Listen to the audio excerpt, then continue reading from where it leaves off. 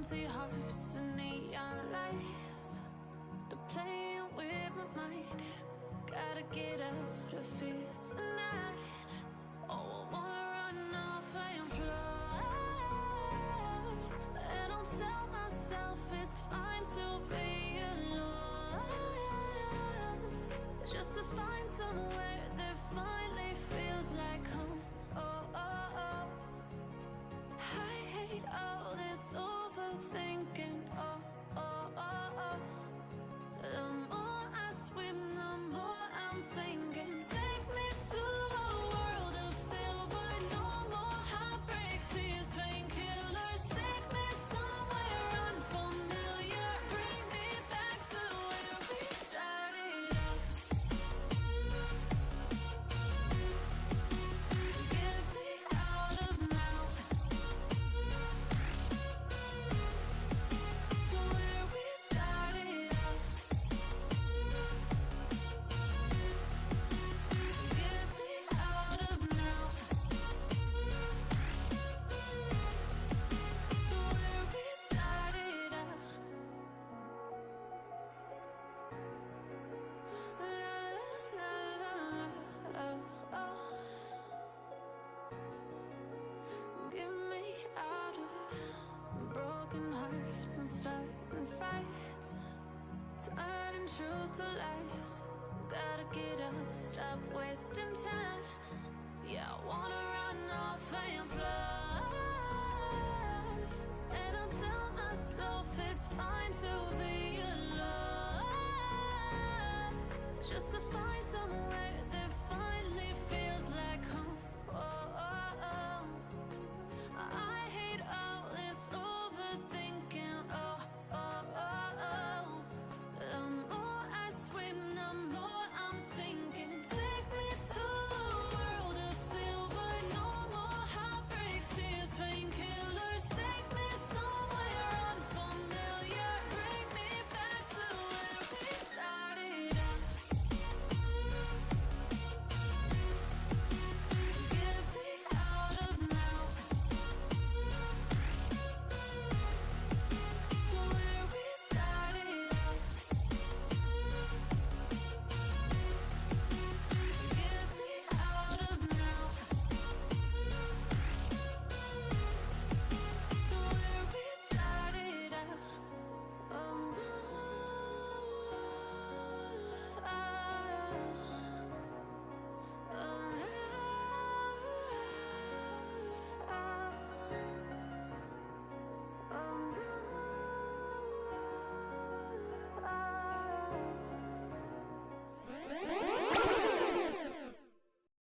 Oh. Hi guys. This isn't my normal content. To say the least, this is not what I ever plan to be covering on my channel. I want to blatantly say that. I always wanted to stay politically neutral. Hi, I don't know how to pronounce your name, but hi. I never wanted to cover this. I never wanted to become a outspoken political YouTuber or anything like that. I have my own beliefs. You have your own beliefs, but the world's going to shit in a handbag. That is the only way to put it. Between the political assassinations in Nepal, the civil unrest in the US, and everything else going on in the world, just in the past few days. Well, you're right, it's just going to shit. But just what the actual hell is going on in the world? What's going on in the US? I mean, genuinely, a guy gets killed for posting his own views online. People celebrate it. People are getting fired. And I just don't know. I genuinely do not know what the hell is going on in the world.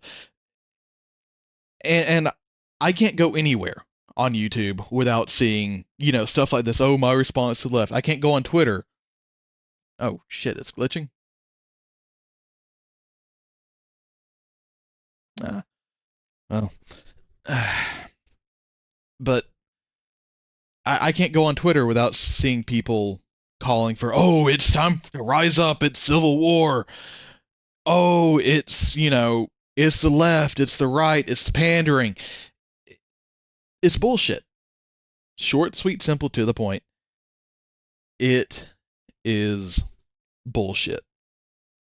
I'm not here to say, oh, it's the left's fault. Oh, it's the right's fault. I'm here to hopefully speak some common fucking sense and just say, Jesus Christ, people, why the hell would you celebrate the death of someone? Just because you didn't like them. Just because their words hurt your fifi.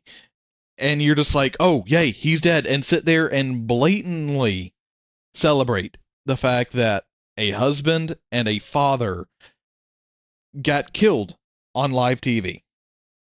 If you haven't seen the video, I highly, highly recommend you not watching it.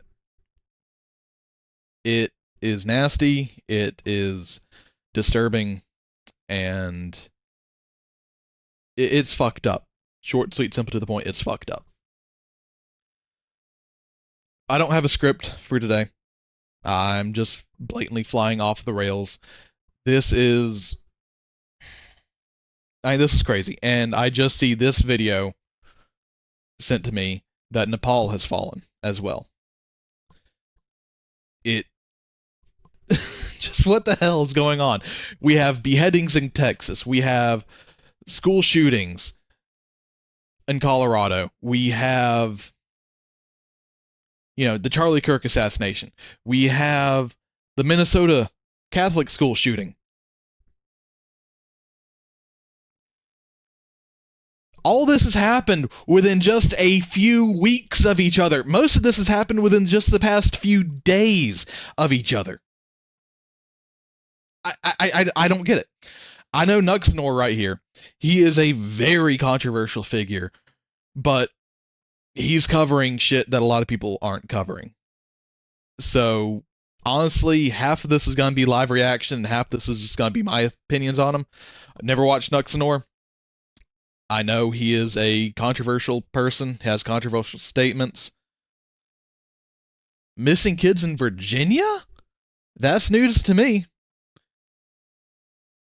I'm going to put a pin in that. I'm going to come back to that.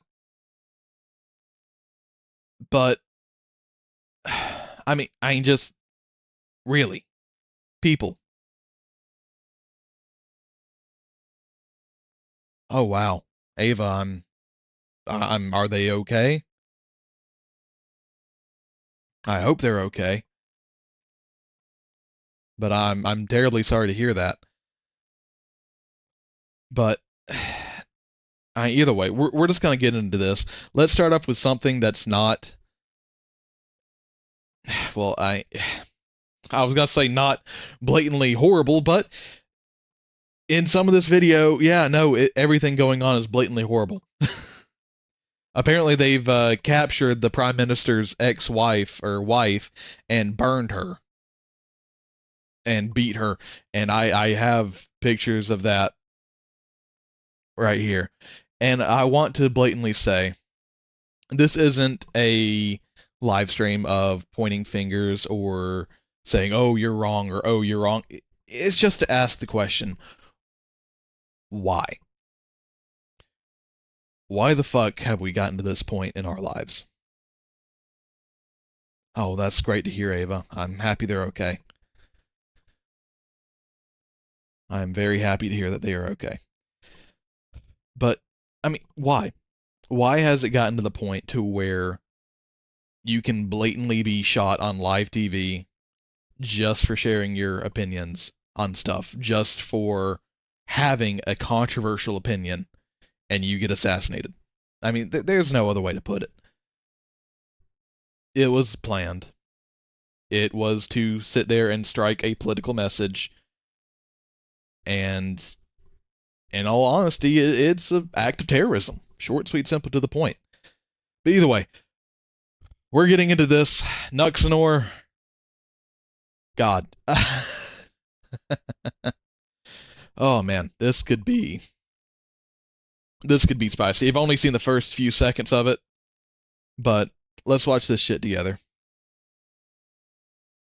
Breaking news! The Zoomers in Nepal just overthrew the government. Now, my nipples are on fire, and it is absolutely warm. They did not do it with the Second Amendment. They just straight up overthrew the government. Now, this is crazy. It's an insane situation. One of my moderators here... No, I will stop that. I will stop and say this right here. Without the Second Amendment, they did have military help. They had the Nepalese military assisting them with fighting against police. On my channel is from Nepal, and he's basically been giving me updates the entire time. But we have to do a deep dive here because it is absolutely insane. Now, I'm not going to be talking about people getting murdered. I'm not going to be showing any lynchings of politicians, which has happened apparently, because that is obviously not super YouTube friendly, it seems. Now, Nepal is tired, and I'll be real, I am tired of the same. The difference is they insurrected the government. Now, I want to show you this picture. This picture, very clearly, is an insurrection. Yeah. Not to be confused with the gay little protest on January 6th. I can agree with that. Now, I can agree with that. See, this is how politicians ended up escaping. They ended up pulling them out on helicopters. Okay. Look at that. Just because the holding on for dear life. I'm sure they're roped in, but God. Imagine if you saw that shit in the U.S. Horrible. People are losing their fucking minds. Kill them! This is another level. All right, this is a whole other level. Right, so yeah, this is the shit that's been going on in Nepal. Now, obviously, things are a little bit crazy over there. And this is how the protest was unraveling. All the Nepalis, our time is now, wake up Nepal with the One Piece logo, and wanted posters for politicians. They put... And if no one knows what's going on with this, why it boiled over into this, just a quick Google search came up, because apparently in Nepal they had a ban on several social media platforms, and pretty much a social media blackout, along with unrest and everything like that. That's a good question right there. Was it domestic or a foreign hand sort of inciting this?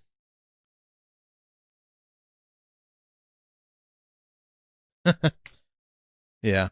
It's... Oh, thank you, Evan. Thank you, Evan, for the follow. So and that's the question that comes to mind. Even in the U.S., with everything going on, is there any type of foreign intervention? Is there someone from another country sitting there egging things on, saying, hey, yeah, riot, burn down the city? I'm not talking about just recently or even the the BLM protests and riots and everything like that, with them burning down multiple cities. I mean, say what you want, that's a riot. That's a riot. Not a mostly peaceful protest like some of the news media would have you believe. That's a fucking riot. But it, I'll go back and I'll watch this as well on this live stream.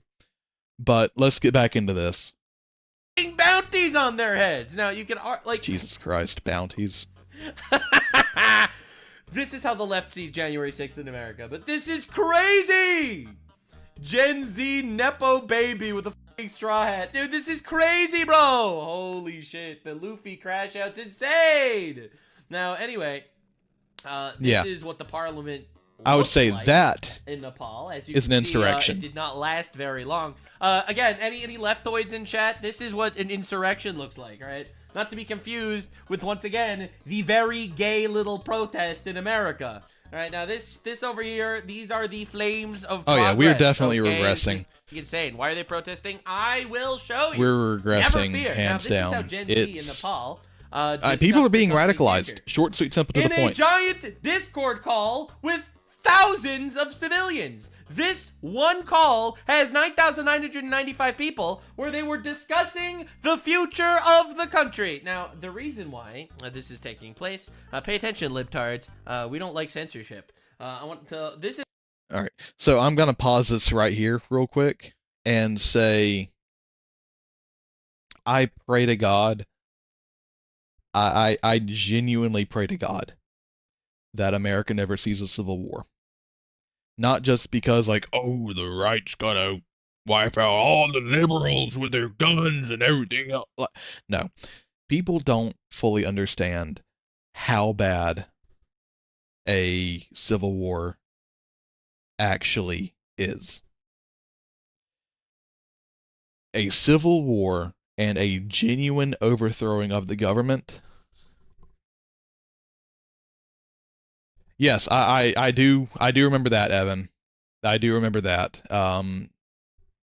It was caught at the airport with TSA, and the Chinese students had multiple samples of, I want to say it was biologically engineered anthrax or some type of other bioweapon. I do remember that. But people don't understand how genuinely bad a civil war is. And even revolutions.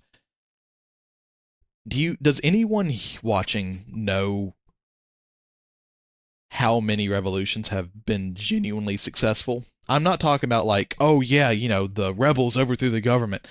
I'm talking about for long-term stability of a nation. Yeah, no, China is a very huge threat, Evan. It really is. Between their one China policy trying to take over Taiwan and everything else like that, it's China is a real threat. People sit there and say, "Oh, it's China. Oh, China, it's not a threat. They're tofu drag construction, they're paper tigers, they're everything."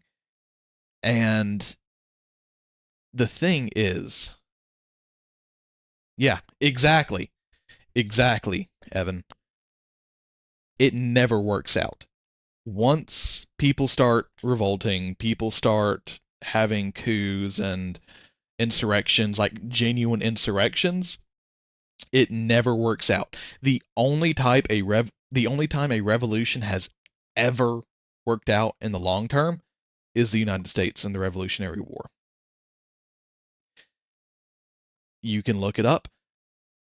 Dead ass serious. That is the only time in history that a revolution has actually led to things being better for the country than before.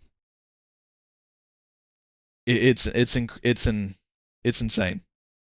And people from the left, from the right, they sit there and beg, pray, cheer, hoop, holler, yeah, oh, civil war, oh, we're gonna wipe them out. You don't understand how bad that will be for America. I have a friend in the British Army, and he says this is exactly how things are gonna play out. He said that if America goes into a civil war, China and Russia will start to, push harder on Ukraine and also Taiwan, because if the American military is too busy dealing with civil unrest, then we're not going to send out extra reinforcements to Taiwan. So Taiwan will fall to China, and quite probably North Korea will attack South Korea.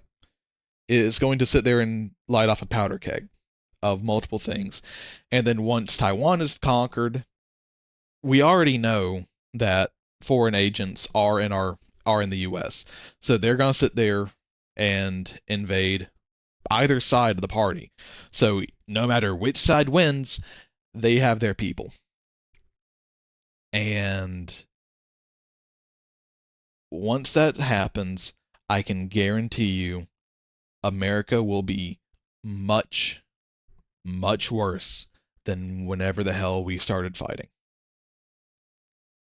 Because every other nation wants a slice of America. Because I want to say it's 80 maybe 60% of the entire global food supply comes from America. I'm not saying that other countries don't produce food or anything like that, but a majority of the general agriculture, agricultural products come from America. And everyone wants a slice of it. Everyone wants a slice of it because we have resources, we have perfect climate, we have a very, very, very defensible nation, and people want a slice of it. And if we start fighting amongst ourselves in the Civil War, that's it. We're cooked. We're dunzos. America is no more. But let's get back into this. Unrest, 17 in the capital, 2 in the eastern city of Ithari. More than 300 were injured. Now, from what I understood from... On the first day of just unrest, 19 people killed and more than 300 injured. That's crazy. My friend from Nepal, he basically told me that they fired live rounds into a crowd. This is crazy. So Bloodrunks, the Nepal guy in my chat, he's giving running commentary. He says most people here don't even make more than $5,000 a year. Yeah, fuck, man. So yeah, this is crazy. Economic hardships have fueled the movement. Tourism, heavily dependent on free internet access, is a major source of national income. But the real crisis lies in jobs. Unemployment has reached a record of 12.6%, disproportionately affecting young people. Last year alone, more than 740,000... So... yeah, I was actually just thinking Tiananmen Square as well. So 12.6%. What was America like during the last recession? What was the unemployment rate? Hell, what was the unemployment rate in the Great Depression? I mean, 12.6% is a lot. Don't get me wrong, but I want to say at one point the United States was up to 15% in the most recent recession, back just a few years ago.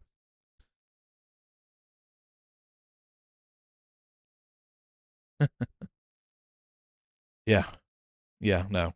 I'm from the government and I'm here to help is one of the most terrifying sentences you can ever hear.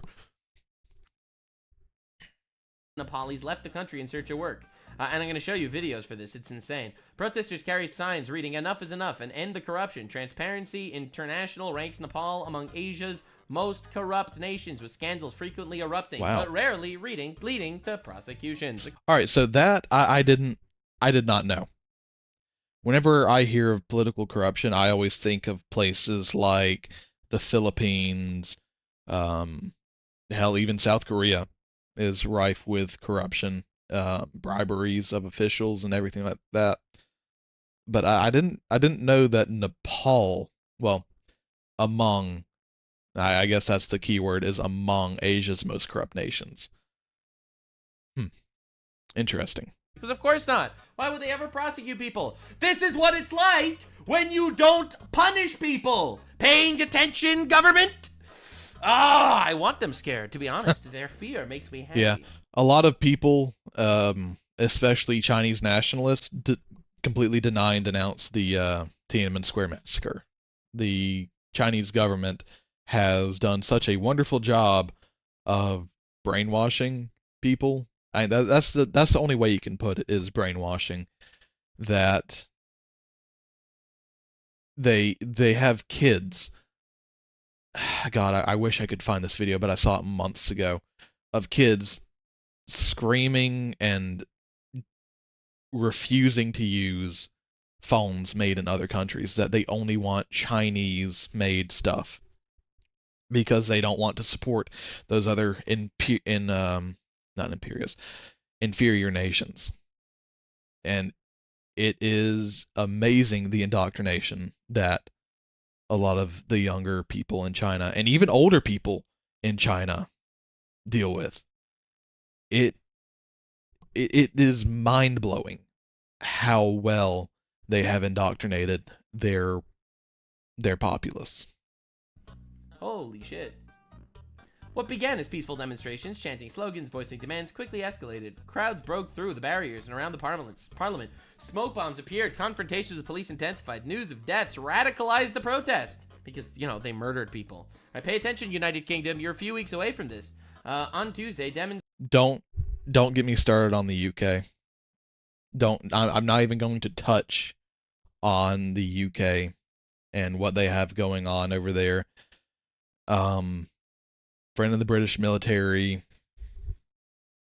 has said that if, and even Germany with with the majority of the political party being murdered.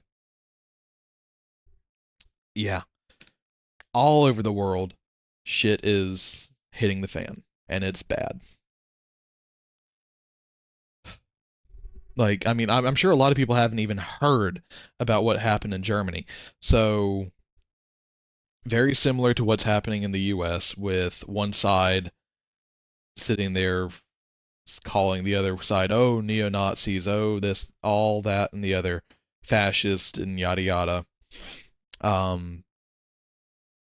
That group had 6 of their 8 candidates die of suicide. Only one was actually labeled as a murder.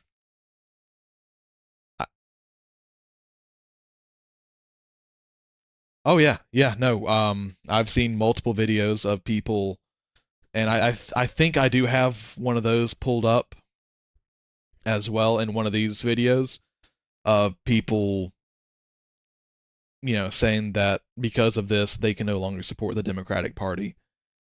Demonstrators defied curfews once again filled. Yeah, I knew of Charlie Kirk. I didn't watch a lot of what he did. I knew roughly what he stood for, and I knew that he loved debating people. And if anyone, and I mean anyone, wants to voice their opinions here, I'm okay with the debate. I'm not going to sit there and call you, names, slurs, or anything like that. Feel free to call me slurs because I don't give a fuck.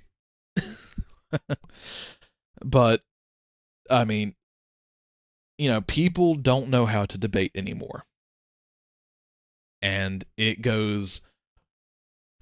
this goes on both ends of the party.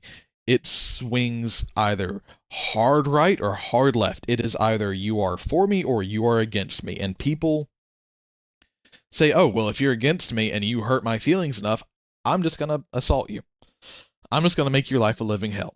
I'm just going to make you wish that you had never opened your mouth. And that's where the silent majority came from. I'm sure everyone's heard that term, but in all honesty, yeah, it's the silent majority sitting there saying, all right, well, I'll support you from behind the scenes, but I'm not gonna be in the limelight. And I guess that's where I stood as well for a while before all this started happening. And I want to make this blatantly clear. Our founding fathers of this nation never wanted a two-party system. I believe it was Benjamin Franklin said that a two-party system will lead to the destruction of America. And look at us now. Because people don't sit there and see, oh, you're my neighbor. They see, oh, you're a leftist. Oh, you must be gay. Oh, you must be anti-gun. Oh, you must be anti-everything I believe in. And the same for the left. Oh, you're right-wingist. You're an extremist. You're a redneck hillbilly who doesn't believe in abortion or women's rights and think that women only belong in the kitchen and everything like that. But that's bullshit. I've met people on the left who don't support guns. I've met people on the right who full-heartedly believe in abortion. I have met a mix of people who have differing views, and they're neither right or left. And people don't understand that is what our political system was designed to be. It was never designed to be, oh, you're right wing, oh, you're left wing, oh, you're Republican, oh, you're Democrat, oh, you're this party, oh, you're that party. Our nation was founded on the principle of unification. One party, you can have one party with multiple differing people. One person, okay, hey, I like guns. I believe that you should own a fully automatic AK-47 and RPG, but you also have the right to have an abortion. While the other says, oh, no, no, no, you don't need guns, you don't need abortion, you don't need anything. And you should vote for who you believe is going to be the best person to control the country. It shouldn't be left. It shouldn't be right. It shouldn't be central. It shouldn't be Tea Party. It shouldn't be anything. It should be, oh, I like this person for what they stand in. Oh, I like this person for what they stand on. And a two-party system leads to nothing but division. And I'll stand on that soapbox all day and die on it. There don't need to be more political parties.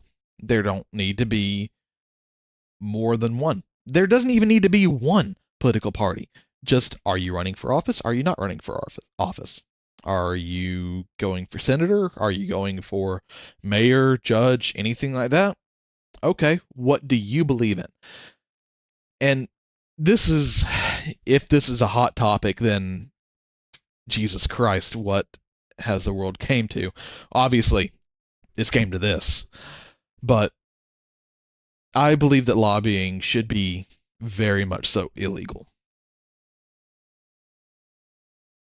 But that's my take on it. Because lobbying sits there and puts the needs of money over the needs of the people. And it's literally the exact same as bribery. Oh, well, if you stand for this, my company will help back your campaign. And it should be found that if people are accepting money from more than just what the people give to them, it should be investigated as bribery. And if it is found to be bribery or found to be lobbying, then the company that's lobbying for them needs to be fined and or prosecuted through the legal system, and the person who was receiving the money needs to be barred from political office. Not just temporary, not like, oh, you're kicked out. Nope. You can never run again. You can never run again. But that's my take on it. Let me know if anyone else has a differing opinion on that. I'm very curious to know what people think about that. The streets of Kathmandu, they set fire to the parliament building. Gen Z is fighting back. There it is. Protesters set ablaze the Nepal parliament. This is fucking crazy. The Singra Durbar government complex housing the prime minister's office and its ministries. Gonzo, headquarters of a major TV station. Gonzo, an airport. Gonzo! This is fucking insane. Holy fucking shit. They're like, yeah, you want to control us? Wow. You want to manipulate us? You want to not prosecute criminals? You want to fucking have this two-tier government regime? No, sir! Some Nepalese ministers and the president were all evacuated in helicopters, obviously, because, they couldn't go through the streets. The army is evacuating the government ministers from their residence. It's fucking insane. Holy shit. Politicians who remained in the city became targets. God damn. The wife of the former prime minister, Jala Naf Kanal, has died after being set on fire inside her home. Yeah. Holy. Yeah. So that right there, I did hear about. And I feel bad because burning is the worst way to possibly die. I'm not going to get into the aspects of it, but it is scientifically proven to be the worst way to die. And this right here. I mean, just it is.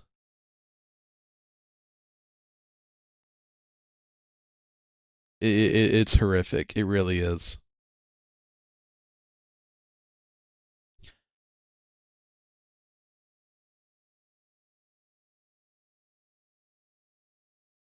I mean, just can you imagine? Can you imagine? So what is their next move? What's their next move? Who is going to take over and run the entire country now?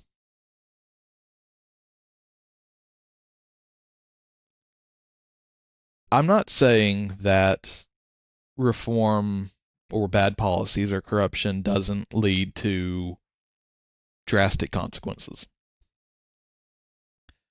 But for the love of God, don't act on impulse. Don't sit there and say, oh, I'm going to do this because it's going to make me feel good for the short term. Okay? What about tomorrow? What about the day after? What about next week? What about 2 years from now? 3 years from now? How's it going to work?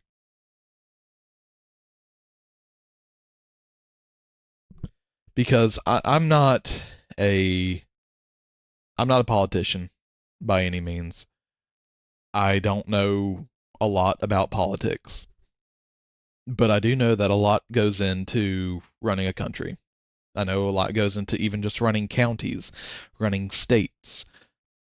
I it is a task that not many people are designed to take on. So now that your prime minister has fled, his wife is dead, what now? And this is where foreign agents come in. Because, oh hey, I can do this. Can you do this? Do you know how to do this? No? Well, I mean, here, let me give it a shot. And it is a cycle that will continually perpetuate because people say, oh, well, we did this once, let's do it again. And then the next person comes in, the next Gaddafi, the next Stalin, the next Adolf. I mean, you have the next Bento. You have so many people who believe that a civil war or a complete overthrow of the government is the only way. No. It's the best way to destroy a country. It's the best way to sit there and completely uproot everything about a country. The good, the bad, and the ugly. Is America perfect? Hell no. Is Donald Trump perfect? Fuck no. Release the files. Is Joe Biden perfect? Fuck no. Is Obama perfect? Fuck no. Has any of our presidents been perfect? Fuck no. But I can tell you something. They did a better job than I could have. They did a better job than you probably could have. The right wants perfection as well. But the thing is, nothing is perfect. On paper, communism. Communism on paper is the perfect way to run a country. But just on paper. Because the moment that you put it into actuality, it doesn't work. Because there is no one perfect. Corruption will always seep in and it will find its way to the person who has the most power. Simple as that. And if you sit there and rule by force, then guess what? Eventually you're not going to be strong and someone else is going to be stronger than you. And then they get to have the say. Yeah. Yeah. I mean, it's insane. It really, really is insane how people believe that the answer to everything is violence.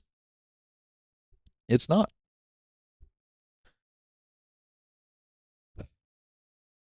And everyone wants perfection. but nothing is perfect. There is no system, there is no possible way for anything to be perfect. It is impossible because let's just have this discussion real quick, and then I'll get back into this video.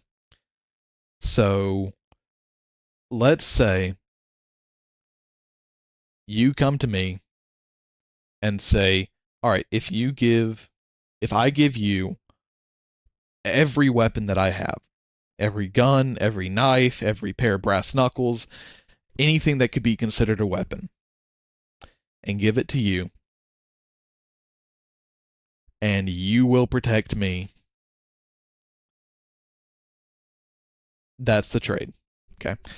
On paper, that sounds really good.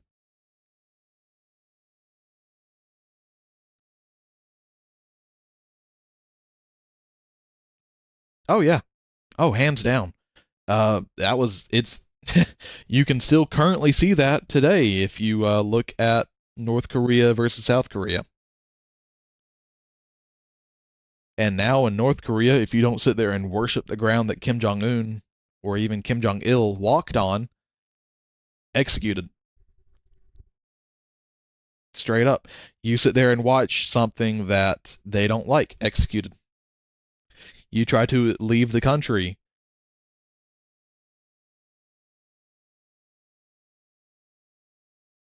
Yeah. You try to leave the country in North Korea. You try to become a defector, quote unquote. You will be in, if you're caught. And hell, even if you're not caught and you make it out, your family, for I think it's 3 to 4 generations, will be arrested and held in work camps.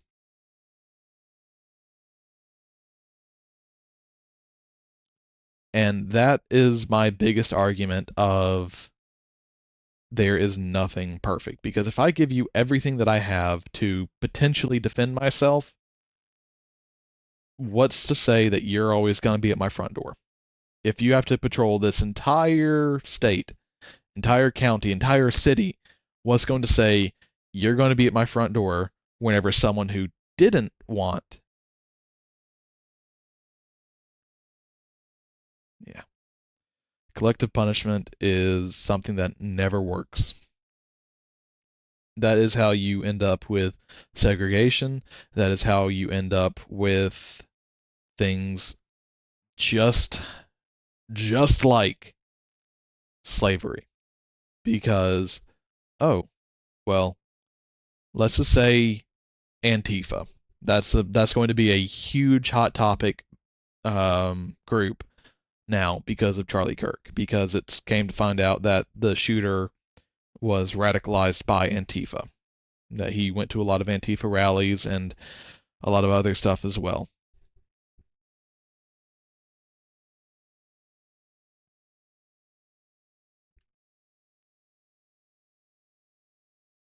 Do you know Antica? I'm not familiar with Antica.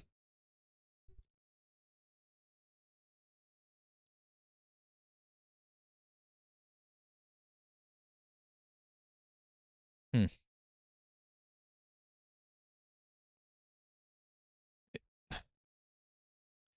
I think people make these groups now to just have something, in all honesty, because it Antica. Jesus Christ. I'm gonna have to look more into that after the stream. I can only assume that's the right wing version of Antifa. Am I right?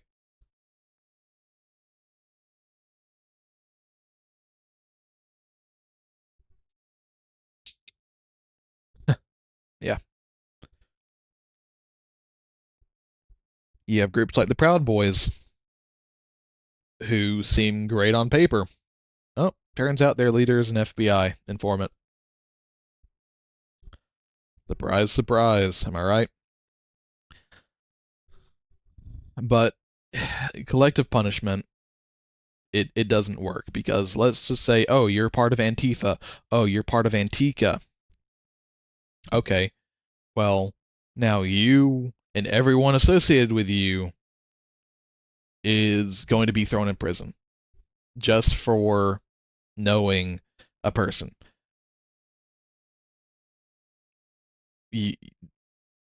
I will say there is a fine line.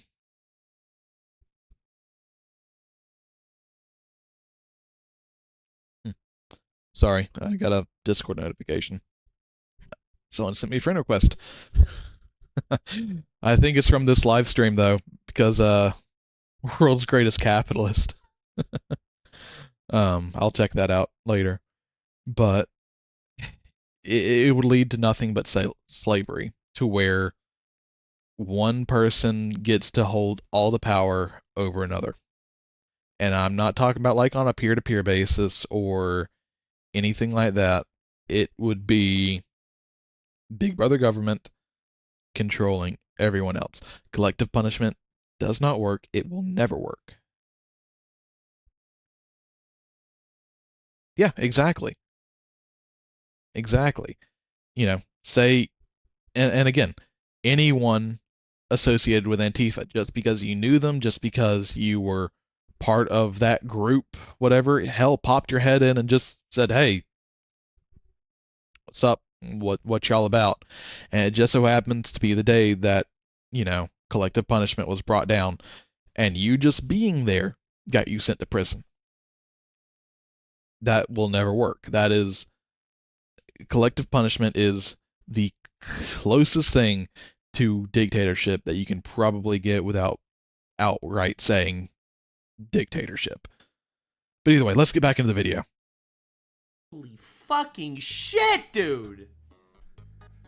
That's crazy! God damn! Oh, this is crazy, bro. Holy fuck, dude. What are we doing? This is some Age of Empires shit. The wife of the former Nepali prime minister died after being set on fire inside her home. We're not going to be looking at that. Yeah. You can see it right there. The former Nepali prime minister died after being set on fire inside. Oh God, that's rough. Their home. We're not going to be looking at that. Ex-finance minister Prasad Paudel was stripped and beaten by a mob before fleeing into a river. Oh my fucking God! Bloodrunks in my chat just said she survived. Oh, nice. We'd love to hear that. Oh my they're cooking. They have no patience. They're like, you know what? Fuck you guys. And they had enough. Nepal's finance minister stripped of clothes and chased into a river by angry This is crazy. Oh my lord. Former Prime Minister Sher Bahadur Deuba and his wife, current foreign minister, were captured and attacked. Nah, this is crazy shit. This is some crazy shit. And just like that, did they do anything wrong other than just being in the government? I genuinely don't know. That's why I'm asking. I'm asking the questions of, did they do anything wrong? Because this is right here, collective punishment. Did they do something wrong?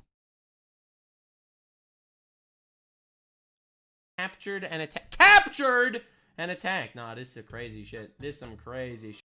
And with being captured, you are now captured by a group that's not controlled by any laws. You're guaranteed no quarter. They're not part of a military, so they can't be charged for war crimes if they decide to execute you or behead you. So what the hell? Shit. Even the residence of President Ramchandra Paudel was set on fire. Dude, this is Game of Thrones shit. On water was the police. Nice. The government has fallen, mounting pressure from nearly all senior ministers to resign. Prime Minister KM Sharma Oli, a communist leader at the head of the coalition with Nepali Congress. Okay, why's that? Another party stepped out, along with key members of the government. Hassan will not like this one. Hassan not happy.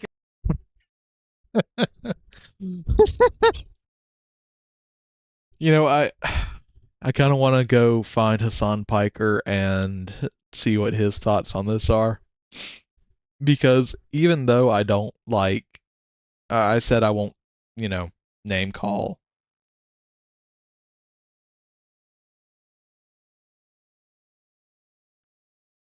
Uh,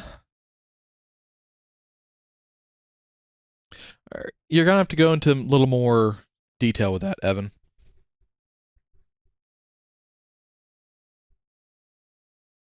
Like, just a little more detail. I'm curious on that take of it. Because people don't actually like living in this fucking retard state. Holy shit. Nepal parliament on fire. The government has fallen. As videos of violence flooded social media, you know, the ones that weren't banned, protesters declared that the country was under their control. Dude, the protesters took over the country. Oh my god. Demanding the formation of a new government and early election.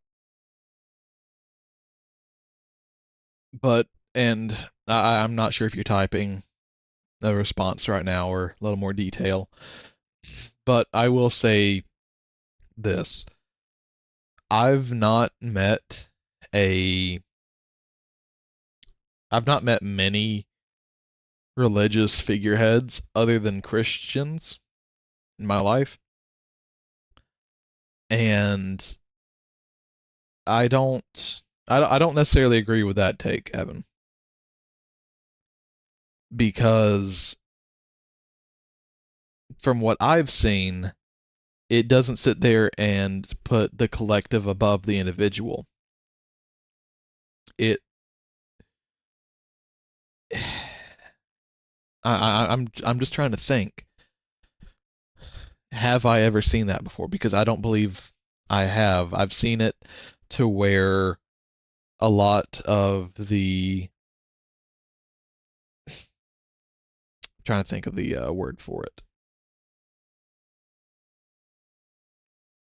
Um,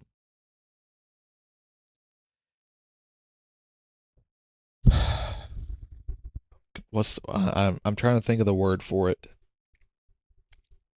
I guess the best way to sum it is like the older people, the people who have been there longer, will say, "Oh, okay,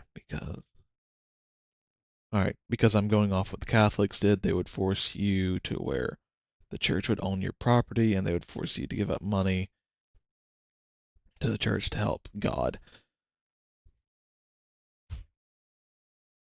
Well, I don't know much about Catholicism, but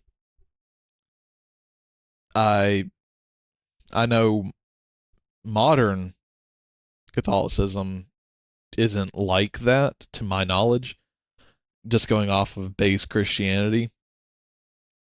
But even if, and that's why I say if you have a collective party, it will lead to the destruction of everything. So you have how many sects of Christianity? You have Catholics, you have Roman Catholics, you have Protestants, you have Baptists, you have Presbyterians, you have God, Jehovah's Witness, you have God, you have so many, I can't even name them all. And they all fundamentally believe something different, which is why where my religious beliefs come in. Huh. And that it probably boils down to it in all honesty, it probably boils down to, and what you're talking about is corruption. And it's like I said, nothing will ever be perfect because corruption will always seep into the highest power. And that's short, sweet, simple, to the point. People will sit there and use God as an excuse to do horrific things. Short, sweet, simple, to the point. And I know in the Bible it has God commanding people to do horrific things. But in my religious take on it, is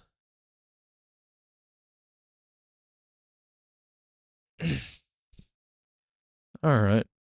If you can give me more specifics than the Old Testament, I would be more than willing to look it up because Old Testament's that's a lot. That's a lot.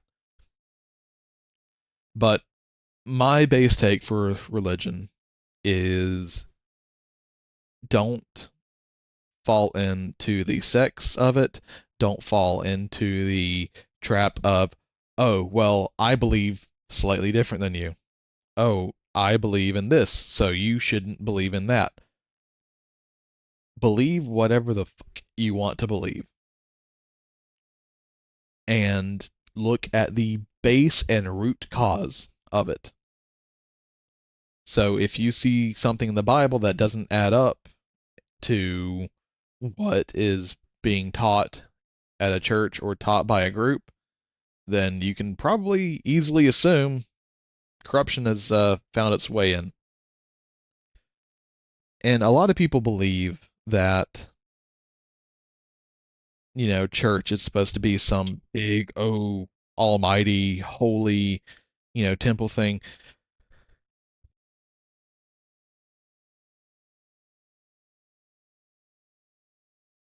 I mean, if you want to, anyone believes that their doctrine is absolute. Sparta and their Spartans believed that their doctrine was absolute. The Roman legions and the legionaries believed that their doctrine was absolute. Anything made by man is going to be flawed unless it is divinely inspired by God, then it's going to be flawed. And whenever I say inspired, I'm not talking about like, oh, I got a divine inspiration to do this or do that. No, I'm talking about legitimately God is telling you, hey, write this down just like this, and if you don't, I'm going to smite you. Even the Bible itself is full of contradictions, but I'm not going to get into a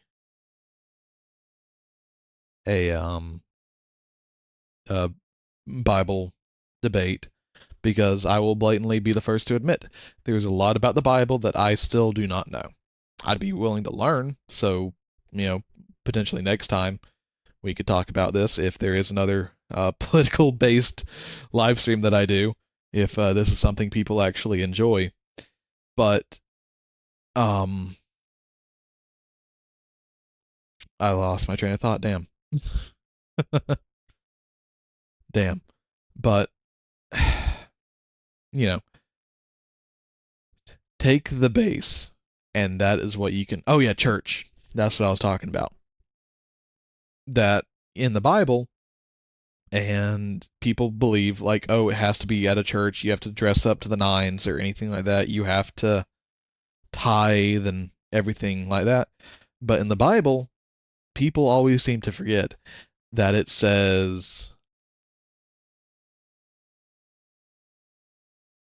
yeah, I mean, just because you don't believe in a God doesn't mean that you don't believe or have an objective point of view. Everyone has their own views on everything, me included. Am I right? Maybe, maybe not. But, you know,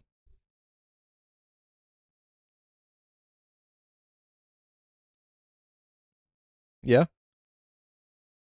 yes, and I can, you know, and then that also gets into that gets into the debate of, well, who set it forward in motion, yada yada this, yada yada that, and it's a very deep and long rabbit hole to go down.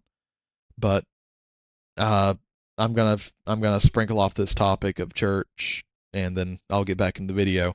But I'll say that, you know, even in the Bible, it says, "Come as you are." It doesn't say you have to get clean, you have to go through all this, that, and the other, and you have to get your life straight before you come.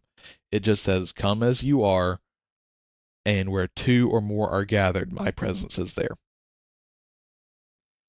So with the Catholic Church and you saying that they put the collective above the individual, it was never meant to be like that.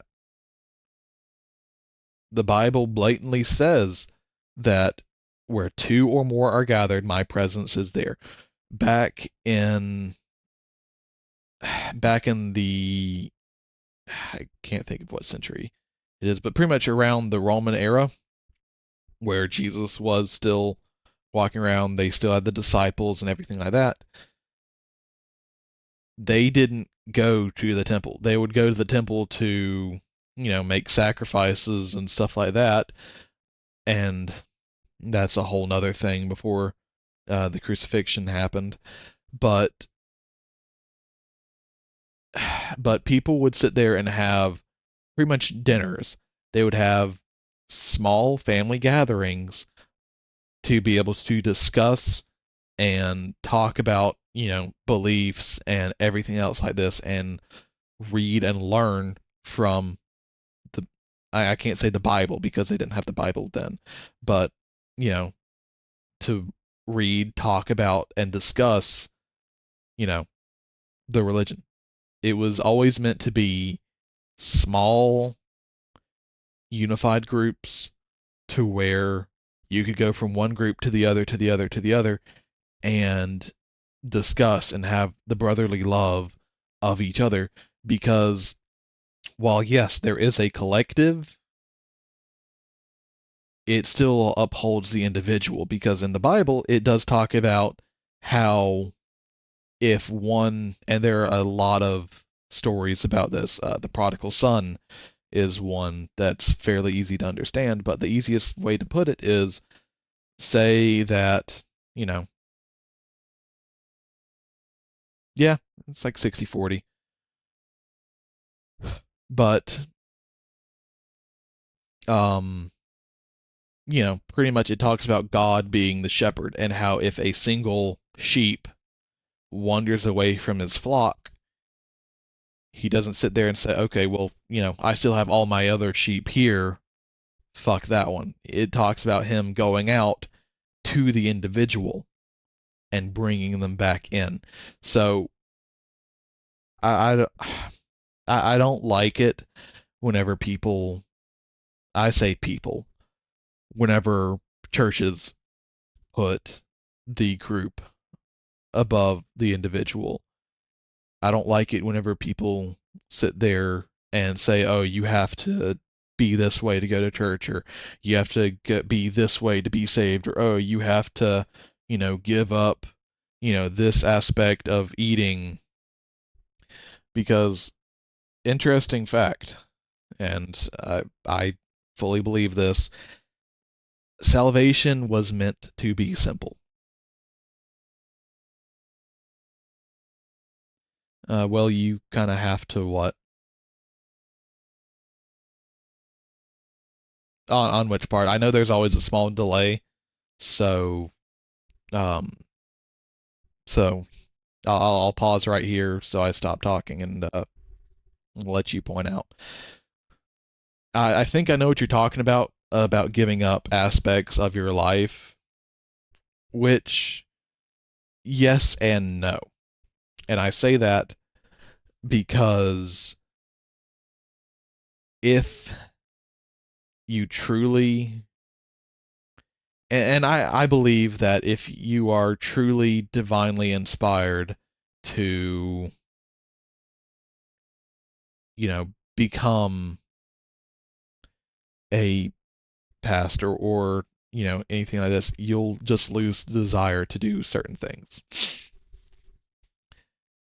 But it also says in the Bible that our best is as of filthy rags to God. So no matter what we do, what we give up, then it's still not going to be enough. And the only way to be, sacrificing on individualism for the collective, not saying that there isn't individualism in religion, but 60%. Currently, yes. Currently, yes. I will say that, but it was never meant to be that way. It's like I said, originally it was designed to where where two or more are gathered. It was designed to be, at its base, a very intimate, very personal thing. But, as time has went on, it has become topic of all today, corrupted. It has been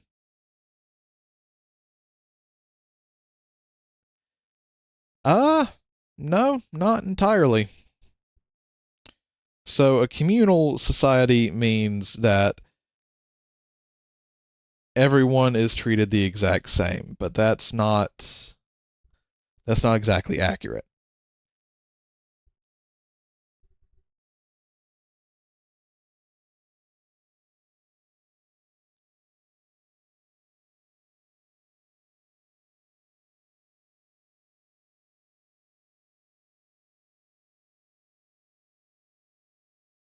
Something like that, kind of, but still not exactly on the head from my personal beliefs. But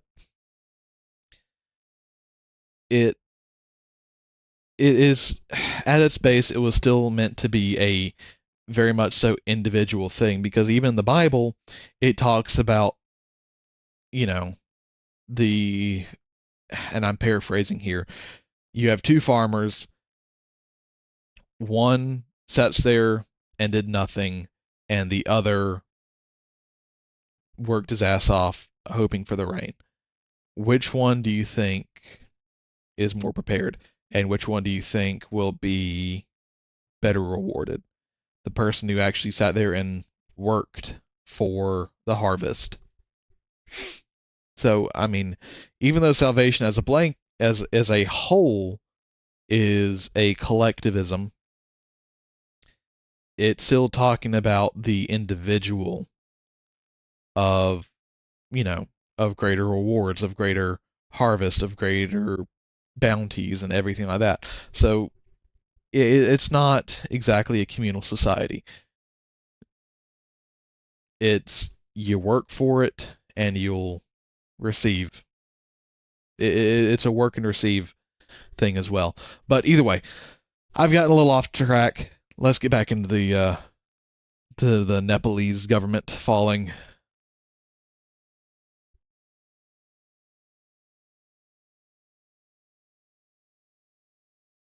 Oh, no, no, no, no. It's perfectly fine, and that's why I said, I love debates. People's I love hearing people's opinions. I mean, like I said, I don't have a script for this live stream. This is all just impromptu off the top of my head and what I feel I should talk about. So, I mean, there is no off topic, really. But, I will say that a religious debate is something that can go on for a long, long time. And I don't have all the answers for. Blatantly, I will be the first to tell you, I don't have all the answers for it.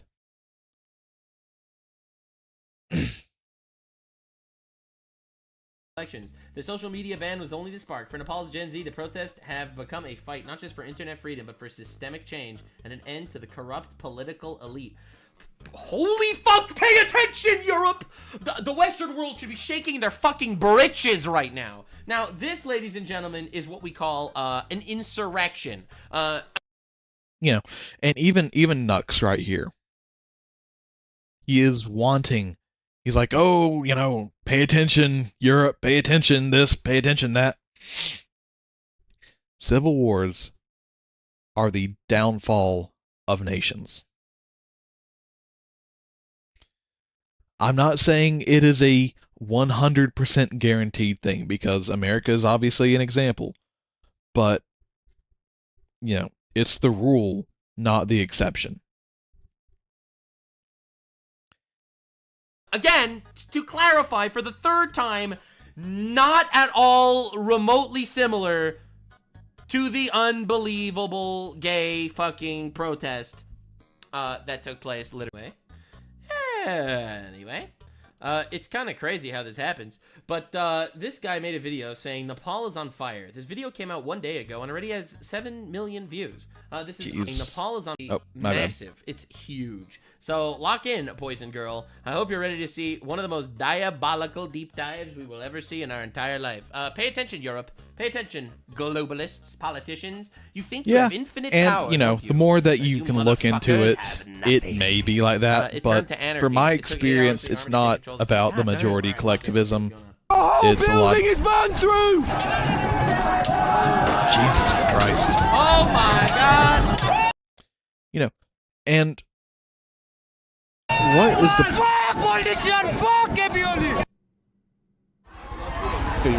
Holy shit, blood! Yeah, like, that's what I'm wondering. I think that's the Capitol building that's currently on fire. The whole building is burned through! But what's the point of this? What is the point of just destroy the senseless acts of violence? You know, God damn. All right, lock in. like, I can understand the symbolism of burning down the Capitol building. I can understand the symbolism of that. See what's going on. The whole building is burned through! I mean, this right here, police. I mean, fucking use that shit. Like, you're sitting there screaming about, you know, oh, we don't have jobs, we don't have anything, we make less than $5,000 a year, and yet you're destroying shit that you can use. Just saying.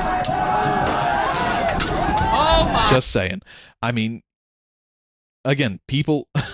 That dude has body armor. Oh no, never mind. That was just a sign. Holy shit! Blood for the blood god, skulls for the skull throne. Damn it! Well, at least these people now have jobs. They could all get employed pretty easily.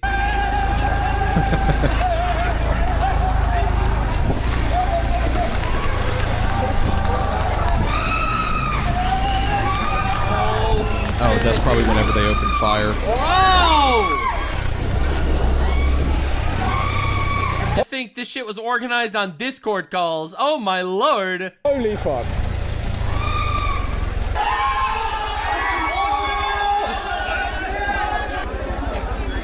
Yeah, Why and did everybody just run? People are like doing something. Hitting each other. People are doing something you don't say. It's not Violence. exactly hitting, but they might hit. So we are running. We are still on protest. Better you leave from this way, okay? Yeah, okay. Yeah, come this way. Don't go through the thing where stuff is happening. Bro on his fucking Mad Max. yeah, I'm almost positive that they are. That's whenever the shots were fired. Motorbike. Holy shit. The tyrants are not happy. Let's Nepal see. became a PvP server, goddammit. She's our concern. Excuse me. This is insane. I mean, you sit there and Not be see. here. Alright, so I just parked my... So there's this one fucking British guy that just happens to be in Nepal while the government fell. Yeah, I was actually just about to ask. Like, earlier they said they relied on the tourism aspect of it, and then with the internet being pretty much blacked out, you know, what about the tourists that are there? What about the foreign people that are there? Like, the hell's happening with them? Oh, coincidence. Like there. And we're going back to where everybody ran away. It's the type of stuff that really does make your hair stand on end. that's I think it's crazy. supposed to get bigger today as well. I'm not sure. We'll go ask some questions right, of some let's see. people. Yeah. And the crazy thing is, basically, as far as I understand, all the people are united. The people are all on the same side. It's literally the elites versus the people. Yeah. And in all honesty, that's how it should be. I mean, I'm not sitting again. Insurrections, riots, protests, you know, not protests. Protests are completely different, but you know, riots, insurrections, revolutions, and all that and the other. For the time being, the people are united. And am I saying that, you know, oh well, it's just corrupt, so let's not do anything. No, but I'm saying just understand what you're opening up whenever something like this happens, because I can guarantee you Nepal is going to be either taken over by another foreign regime, or from now on, it is going to be a absolute powder keg to where the simplest spark, boom, blows it up and it's all over again. And this is going to be a very, very, very common occurrence every, let's say, 5-10 years.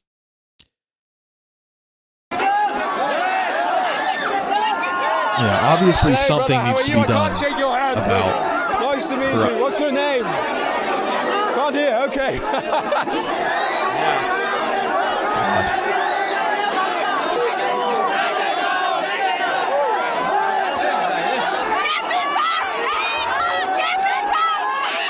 Gen Z support. Dude, it's the fucking Gen Z against the estat. This is crazy. I can't believe we're living through this shit. Dude, we are living in unprecedented times. Yeah. Oh my god. We'll run up this way for some reason. Let's go see what's going on. Yeah. Why are we running this way? Actually, one man throws a stone in the middle of the nowhere, so that's why. Yep, I have seen that. I know they talk about. So yeah, that's pretty much what's going on in Nepal right now. Is shit's hit the fan. Things are not good, and it's going to be a powder keg from here on out. I can guarantee you that. But God, look at that.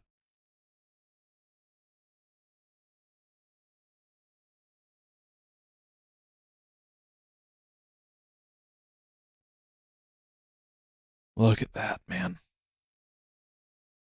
And like I said, earlier in the video of Nux's video, it said they did it without the Second Amendment. That's still no reason to give up your own personal defense. But they did it with help from the military. But I think it's in this video, it talks about the people going to the vigils for Charlie Kirk. And okay, that talks about that.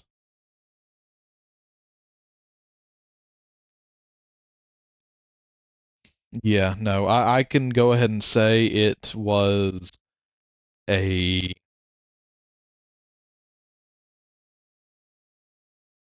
yeah, I can go ahead and safely say with the knowledge that I've seen and what has been covered in a lot of other videos, it was not a Republican.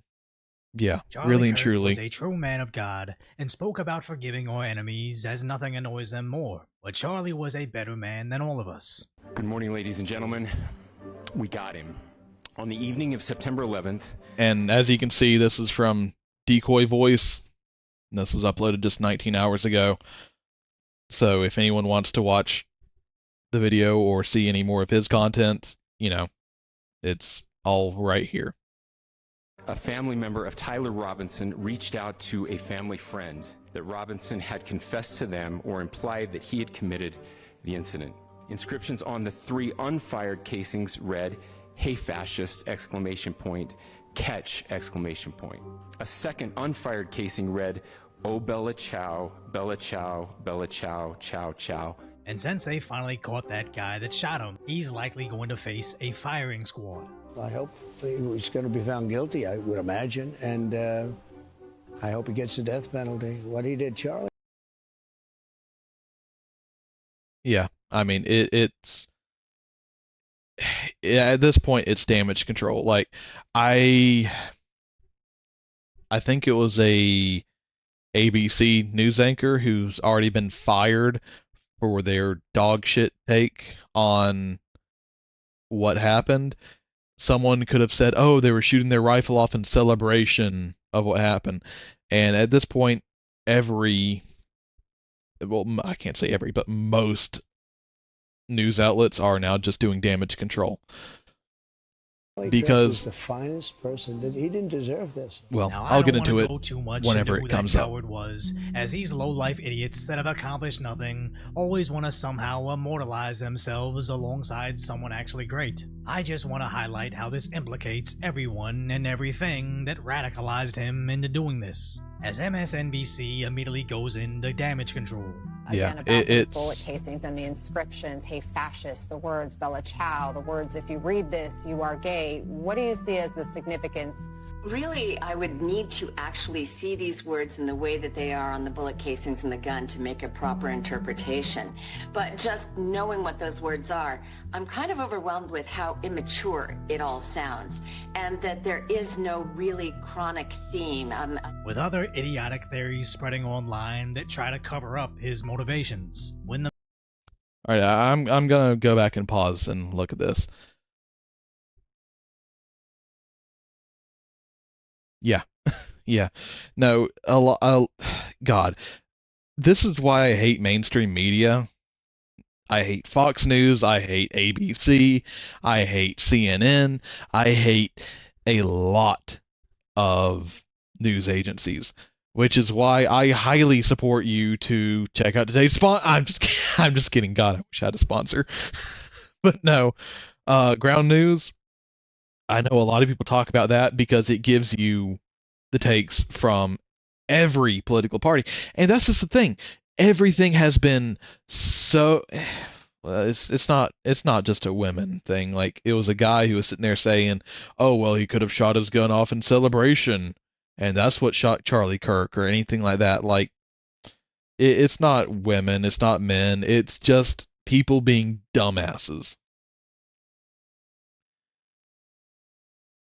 People being absolute dumbasses. But alright, let's this lie got 1 million views on X, Twitter. I will never call it X, it is Twitter. Alright, our Bureau of ATF, knowing nothing about ammunition, they thought that an arrow imprint on the cartridge was a transgender symbol. Oh, well. Yeah. Actually, hands down, every cartridge on Earth.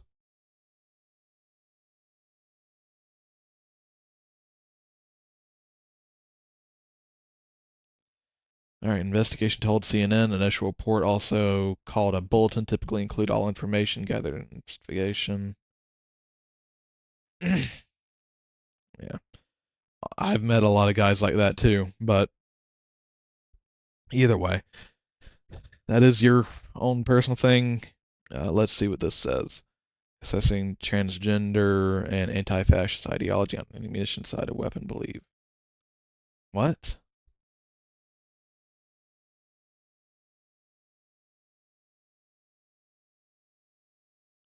I don't even get that. Online that try Like, I'm a gun guy.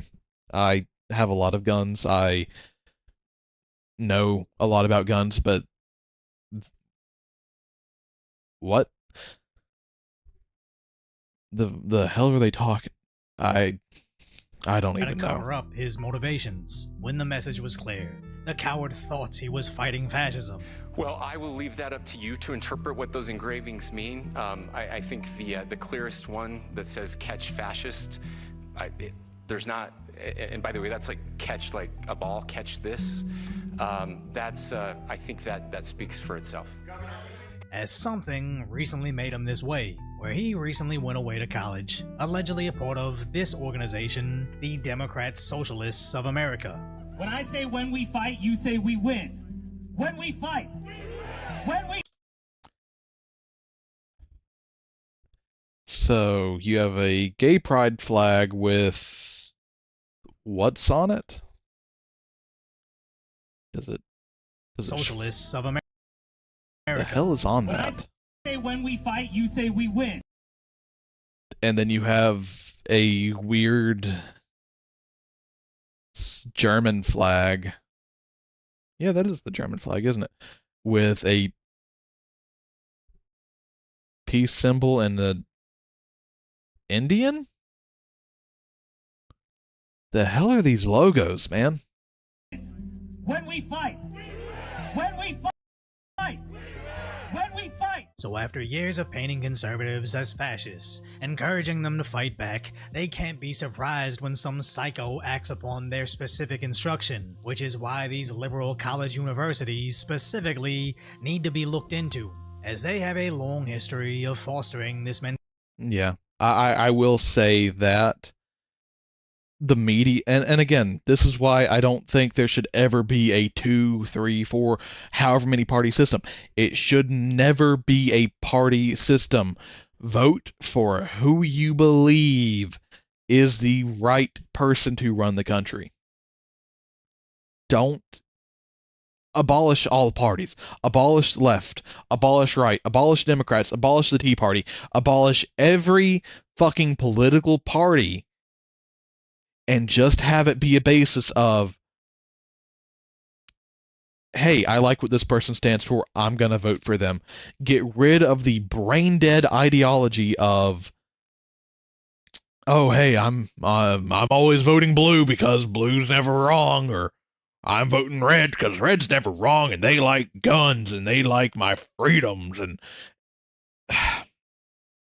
just God, people on both sides of the fucking aisle are so dumb.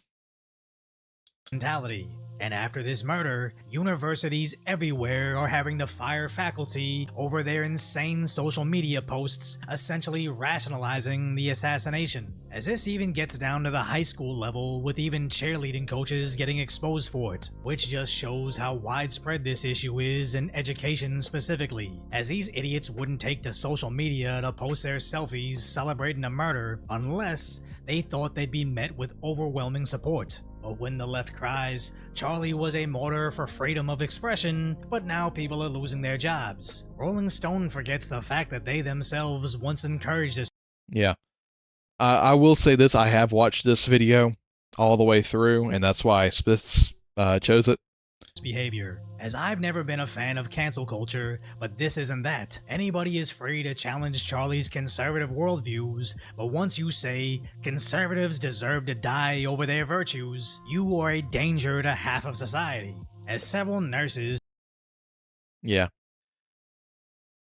nurses are being fired over this. I mean, they were quickly terminated from their workplace, including employees from animal hospitals doing the same. That's even occurring at fire departments. Now, I'm not the most famous person, but well known enough to get recognized quite frequently in real life, and I'm 100% uncomfortable with any of those individuals being my nurse, taking care.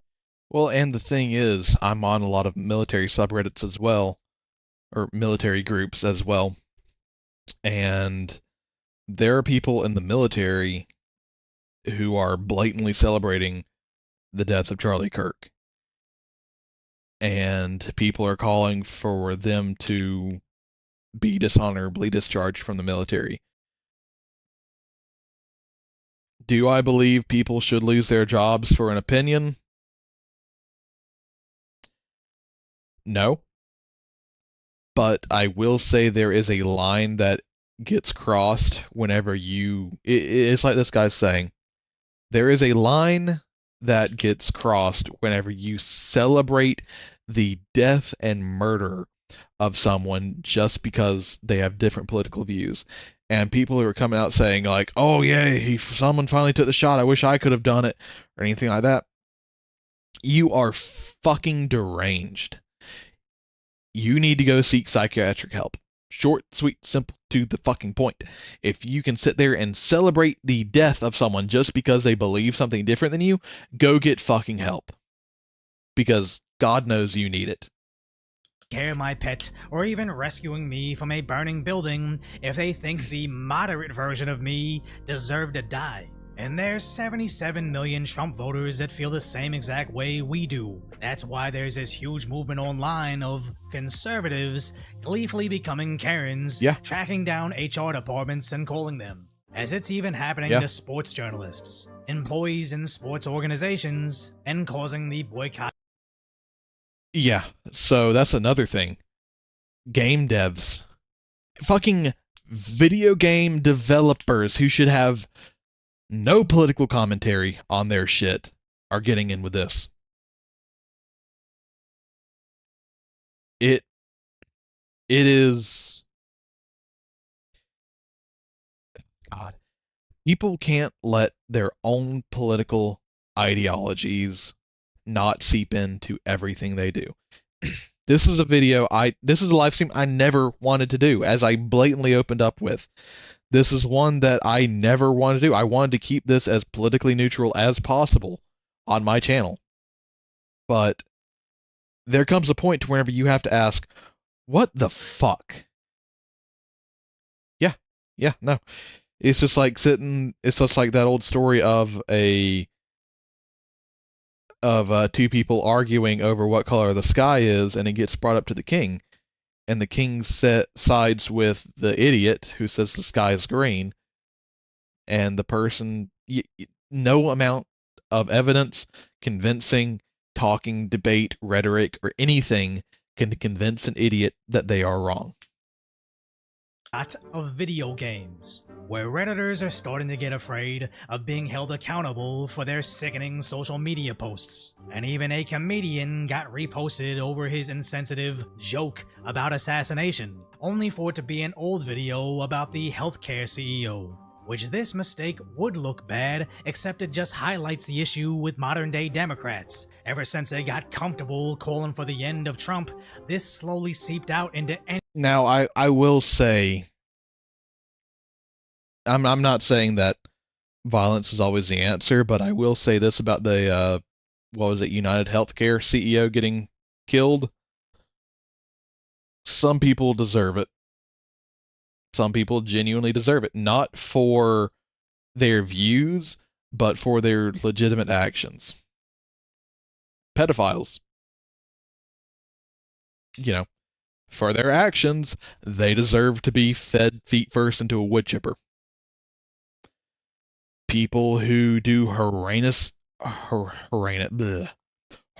acts to animals, abuse them, kick them, burn them, they should maybe not be killed, but definitely have the shit beat out of them and have them locked away in a insane asylum forever.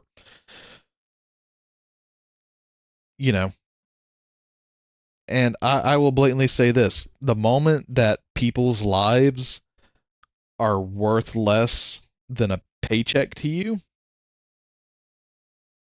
well, fuck you.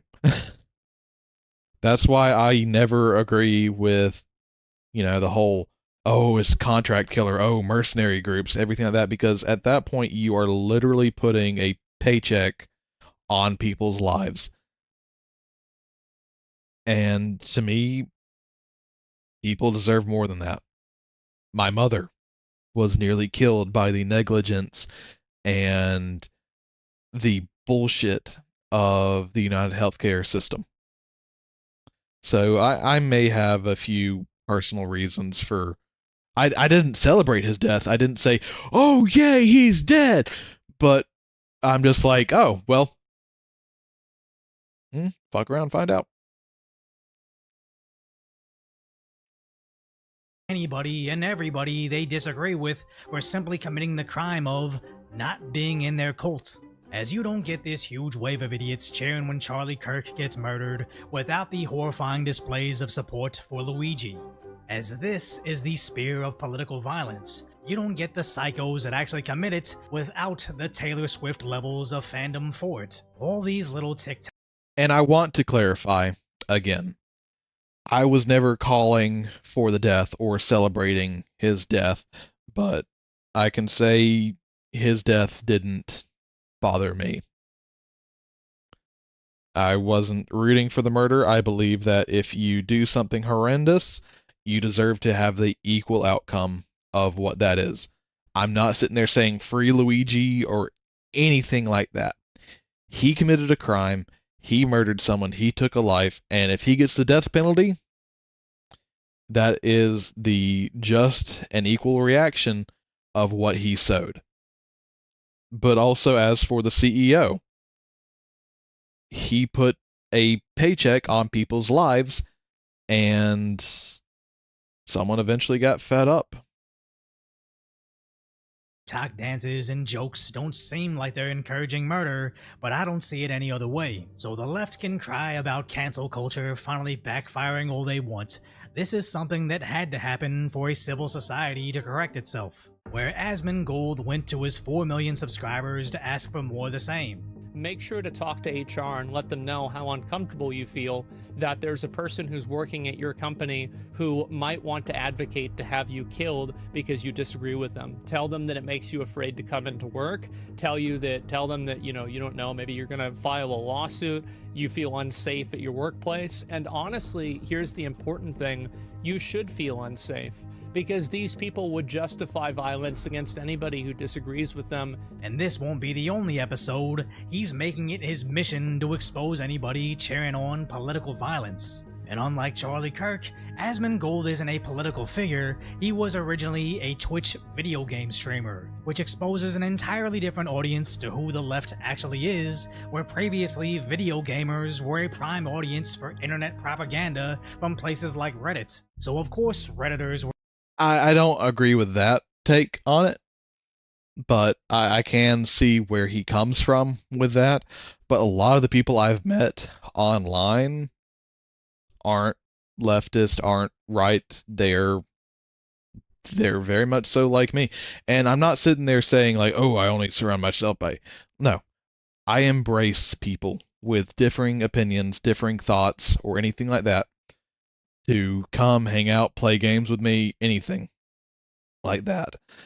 But I don't like the whole thing of, oh, you play video games, so you're easily susceptible to places like Reddit or anything like that. No. People are susceptible to whatever the fuck they put themselves in. I'll admit, if you don't know any better and that's all you know, then yeah, chances are that's what you're going to fall for. But people have the ability to look up shit. If something doesn't sound right, research it. You have the internet at your fingertips. You have the most knowledge of any generation right at your fingertips. Research it. If something doesn't seem right, research it. Form your own opinions, please. Were allegedly calling for the targeting of Asmongold, but as I checked for the authenticity of that thread, I found that subreddit was deleted for violating Reddit's rules. And this is where my take on foreign agents came from earlier. So pay close attention to this right here. But also found when you search for that subreddit's post, only Chinese searches came alongside it, reinforcing the idea this is the work of Chinese bots. What we're seeing is our adversaries want violence. China, we have bots from Russia, China, all over the world that are trying to instill disinformation and encourage violence. As you knew, social media sites were being astroturfed by bots to increase viewership, but now we've basically confirmed it's Chinese bots trying to push this anti-American agenda to terminally online idiots that don't even know they're being manipulated. Yeah. And that's why I sit there and say a civil war is the worst thing that could ever happen to America, to any country. Because if you are a country that is even worth something, you're going to have foreign adversaries and foreign agents try to invade. And it's not going to be like what you see in Red Dawn or any real sense of like, oh, the movies do this, movies do that, but you will have foreign agents trying to invade, conquer, divide again, and it will be a cycle that is going to be perpetually repeating every few years. I will add this caveat, though. If civil war is the only viable option for change and for actually having a potential improvement, but civil war, regardless, will lead to destruction. It's not going to be a pretty sight. It's not going to be a pretty scene, because in a civil war, it's not just oh, you're on this side, you're on that side, well, let's have a thing. No, at that point, it has literally become, you see something different than me, I'm going to kill you, or you're going to kill me. Think about the people that you work with. Think about, hell, even your own family members. They could, a civil war is the worst thing that can happen. And I genuinely pray to God that it never comes to America again. Because unless there is a legitimate set up government that has been proven to run better than what is currently being fought over, it will lead to nothing more than downfall and infiltration of all of America's enemies. Especially now more than ever, because think about the last, or the only American Civil War, right? It would take you months to get any type of information. Any type of information. It would take you months, weeks at the minimum, to get it circulated around and proven to be true, false, or anything like that. We live in the digital age to where information is immediately available. We have satellites above our head watching us with extreme precision from every other nation. It would be the easiest way to infiltrate America for any foreign actor with hostile intent.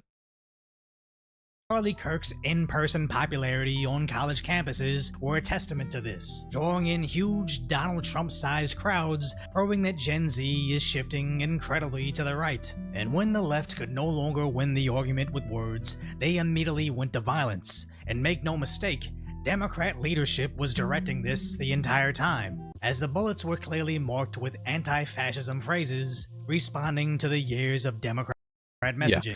And again, this is why I say we should not have a two-party system or three-party system, because it will lead to division, just like what you were about to see.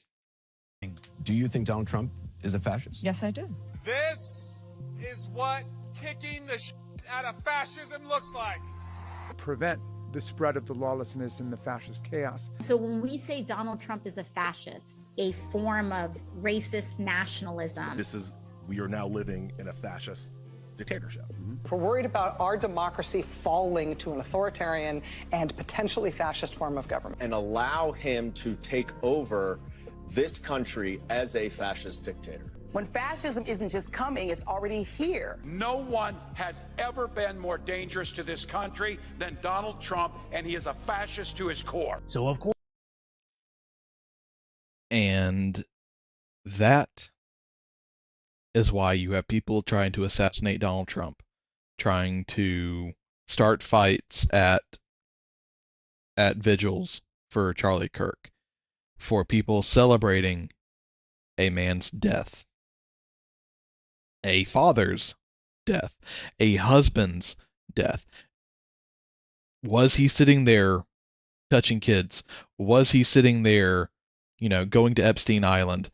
Release the files, by the way. And was he sitting there doing stuff that was legitimately so horrible and so despicable that the only way to solve it was by death? No. The only thing he was doing was debating.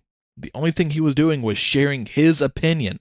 And while some of them may have been a dog shit take, they were still his opinion. And everyone has their own opinion. and no one should die for it.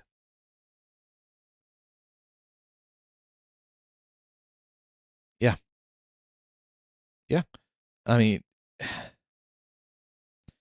it genuinely baffles me how America has gotten to this point now. The writing was on the wall. It was bound to happen. But why didn't something happen a year ago? Oh wait, it did happen a year ago with the near assassination of Donald Trump. That ended up in the death of another man, another husband, another father, a staple in his community. He was a firefighter. He got killed. Why? Just for attending a Trump rally. Was he the target? No. He was not action. He was the effect of the rhetoric that people were spewing, not thinking that it would actually fucking happen.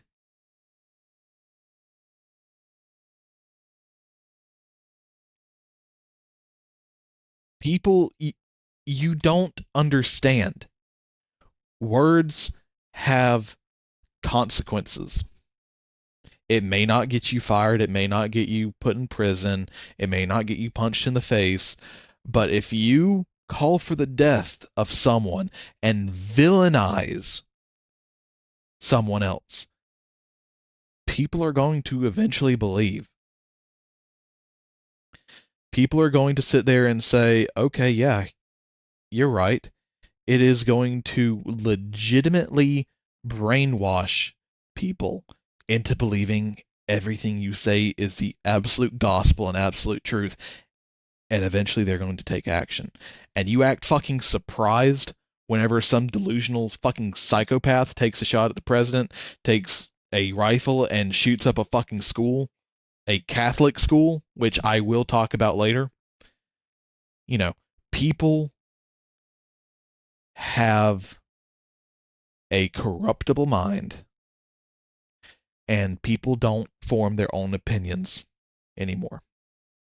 People will take whatever the fuck you spew at them over and over and over and over again and take that as gospel and then act on the words that you fucking said. Of course, when conservatives in Congress call for a moment of silence for Charlie, the Democrats can't have that.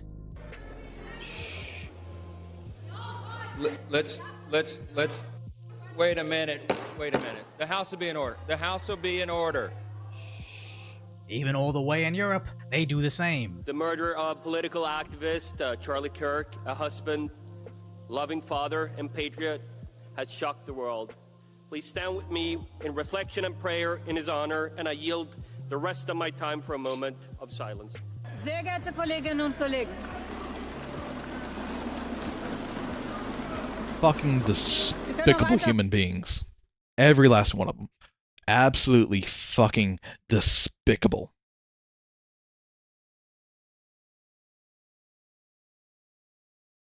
Yeah. Exactly. Fucking exactly.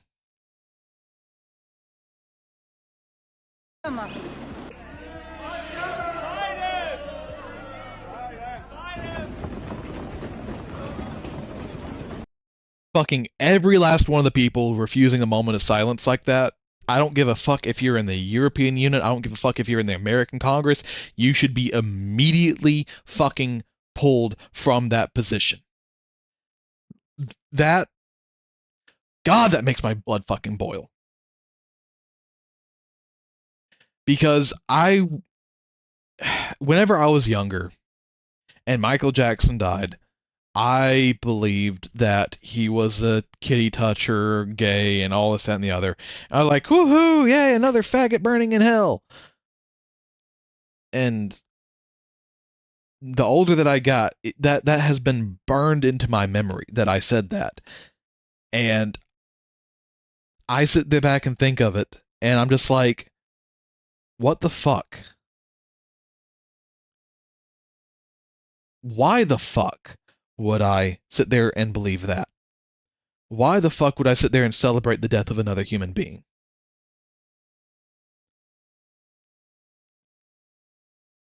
It it makes me sick to my stomach because I've been there. I have known that hate. And I've known that viewpoint. And it I genuinely can't say how it feels because it's indescribable of how disgusting, how sick it is to sit there and celebrate the blatant death of someone who just had a different viewpoint than you. Of someone who did no actual harm other than hurt your fucking feelings. Who had different views than you. Did they cause the death of hundreds of people? No. Did he sit there and go fucking hell? It gets to me. It really does get to me. And not in the sense of like, oh, you should be beaten, oh, you should be this, oh, you should be that. No, you should have the consequences of your actions have you pulled from that position, and that should be the reaction to it. Cause and effect. You didn't touch kids, you didn't do physical harm, you did something like this, okay. Same thing for Charlie Kirk. If he was such a figure to where people hated him that much, have him removed from the campus. Have him, barred from coming back on the property or anything like that. The only time I will advocate for the death of someone is if they have physically done something to another human being.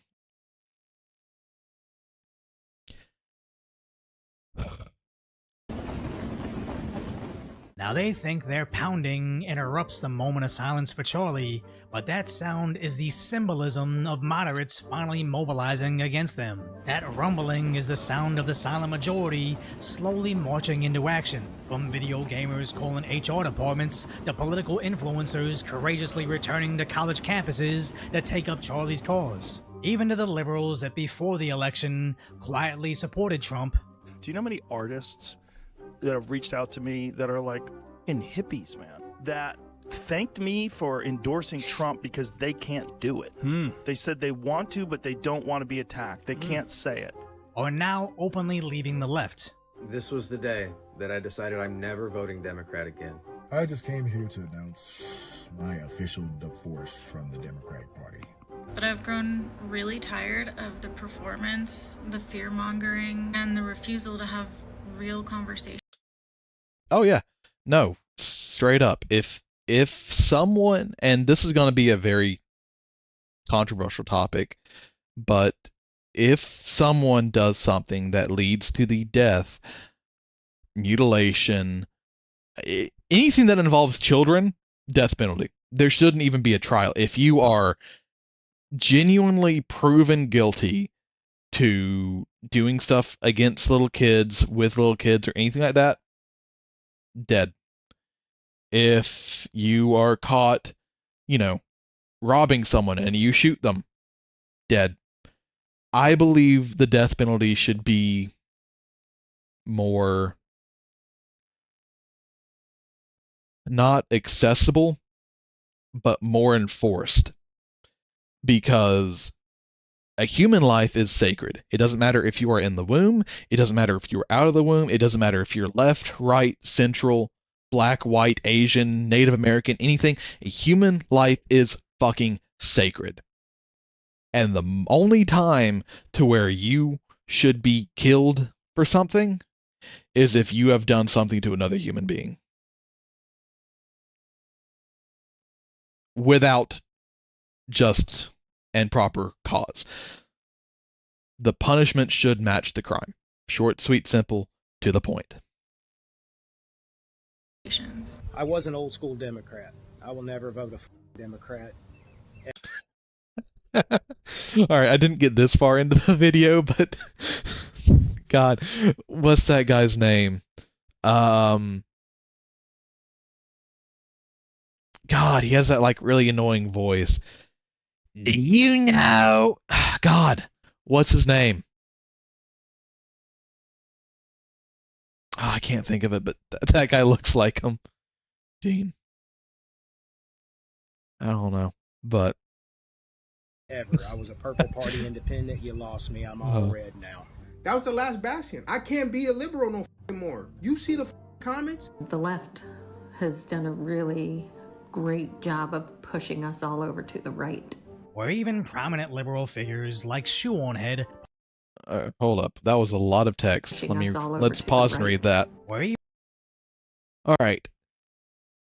These last 2 weeks have completely black-pilled me on the left. And even after 10 years of covering their antics, woke, slop, etc., I am not leaving the left.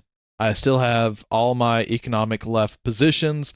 I am quintessentially a 2015 Bernie bro, a Hugh Long disciple for strong. So I'm not sure if people can read this on the Shorts platform, so that's why I'm reading it out. Strong social safety nets, workers' rights, etc., hasn't changed, and it's only gotten stronger with time. You know, and there's stuff on the left that I agree with as well. I'm blatantly not a person who believes that right is right and left is wrong.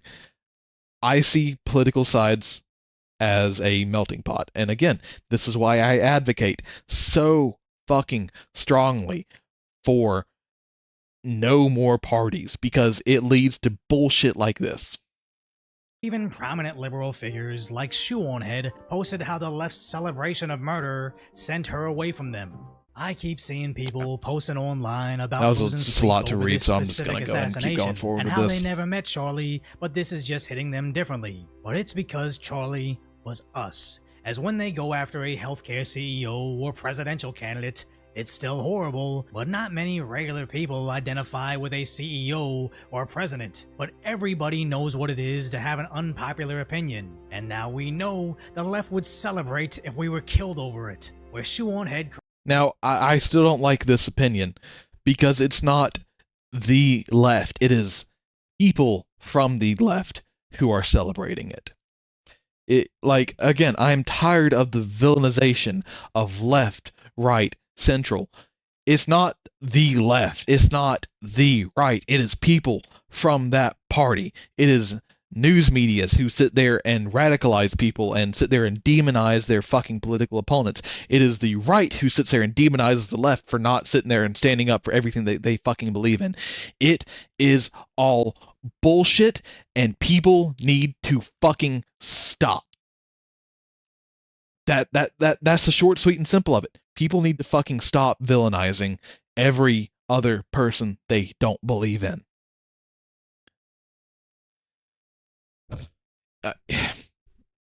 I'm a Christian. Short, sweet, simple, and to the point. Do you know how many atheist friends I have? Do you know how many Muslim friends I have? Do you know how many gay friends I have? People who sit there who are on the left side of the party, who are on the right. People who are Catholic. I have friends from every political spectrum you can imagine, and I have zero issue with them. I have zero issue with the way they believe, the way that they think, what they believe is right and what they believe is wrong. I have zero fucking issue with that. I don't sit there and demonize them for what they believe. I don't demonize them for what they think. I don't demonize them for the way that they act. And people need to fucking stop. I am sick and fucking tired. Yes, people tell the truth. People sit there and try to unify, and they get fucking killed for it. People sit there and share their opinions, their truth, and they get fucking killed for it. By either foreign dignitaries, our own government, and the corruption that has fucking seeped in through it. But people need to fucking stop on both sides of the aisle. I am sick and I am tired of this. I am a nobody Twitch streamer. I am a nobody YouTuber. I am a fucking VTuber. And that is all I will ever probably be. But people need to fucking stop. Because it's going to lead to nothing more than the villainization of another group. The people who just have differing opinions. It is the biggest plague in America right now. Is that people now are saying, oh, it's all the left's fault. I'm not going to sit there and say it's not. Because as we saw earlier, the constant villainization of the political opposition. And it comes from both fucking sides. But I can say that the right's not sitting there screaming at the top of their lungs, oh, murder, murder them, murder them. They call them weird. They call them other stuff that does vilify them, but it's not calling for the murder of people, of calling for the death, the assault, the... I'm trying to think of the fucking word for it. The downfall of the individual. So I genuinely wish all this political rhetoric bullshit would fucking stop. It is not left. It is not right. It is people against people being fucking controlled by higher ups. Correctly identifies how no matter how progressive you think you are, you'll never be pure enough for them. Even if you think a Ukrainian war refugee should be safe. Don't even get me started on that. Fucking piece of Never be shit. pure enough for them. Even Absolute if you think piece a of shit Ukrainian right here. This guy arrested, was it 14, 15 times and fucking released? Judges need to start being held fucking responsible for the shit that they allow out. Like, the court system needs to be harder on hard criminals and have fucking programs to where if you can't fucking reform, you are going to spend the rest of your fucking life in prison. I don't believe that the harsh punishment equals rights. There are unique fundamental aspects of people that make them that makes high recidivism rates. Now, do I believe people should be punished for the shit that they do? Abso-fucking-lutely. Yeah, they killed him because they couldn't debate, so they went to violence, which is a lot of what has been called for. And not even just called for, celebrated, even. You sit there and see a lot of people on the internet, you know, assaulting... Sorry, my cat is attacking my leg.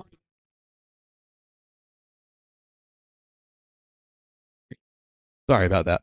But, you see people assaulting, you know, pastors for holding up signs outside of abortion clinics, for going to gay pride parades and holding up signs, debating, talking about, preaching, everything like that. Is it an asshole move to go do that? I mean, depends on who you talk to, but overall, yeah. But they should never be assaulted for what they're doing. They're not hurting anyone. They're not sitting there, you know, forcing it down your throat physically. They're not restraining you physically. Walk on by. Flip them off. Do whatever the fuck you want. You have that right to do that. But the moment that you make something physical, and it is celebrated for making it physical in your cause, you need to fucking take a look at it. Because it is...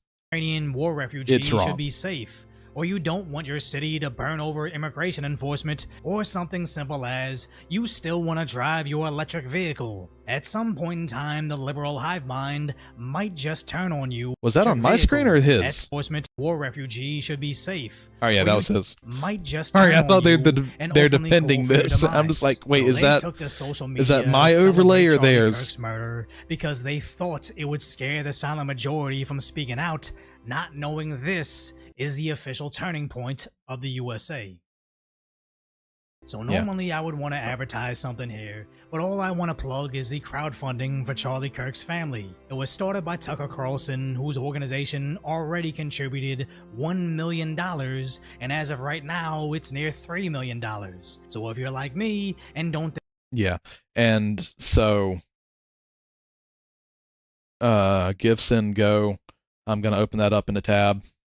Yeah, so I highly recommend anyone to, if you feel like donating, to donate to this, because no family should ever have to go through what they're currently going through.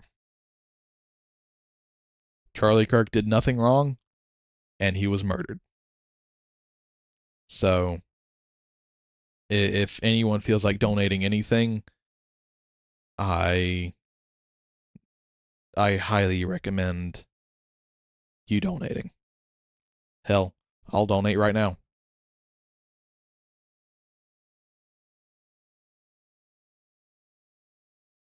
I don't have too much to give.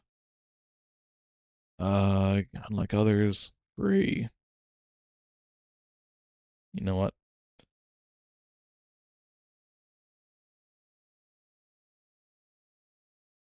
All right. So I'm gonna throw up a BRB screen while I fill all this out, and I'll be back in just a moment. But, and again, if anyone is curious of the link, it's givesendgo.com /in loving memory of Charlie /donate. You can type that in. You can pause the video right here or anything. Hell, let me throw this in the chat. So this is going to be sent out a few times. So if anyone feels like donating, you can do that. But yeah, I'll be right back.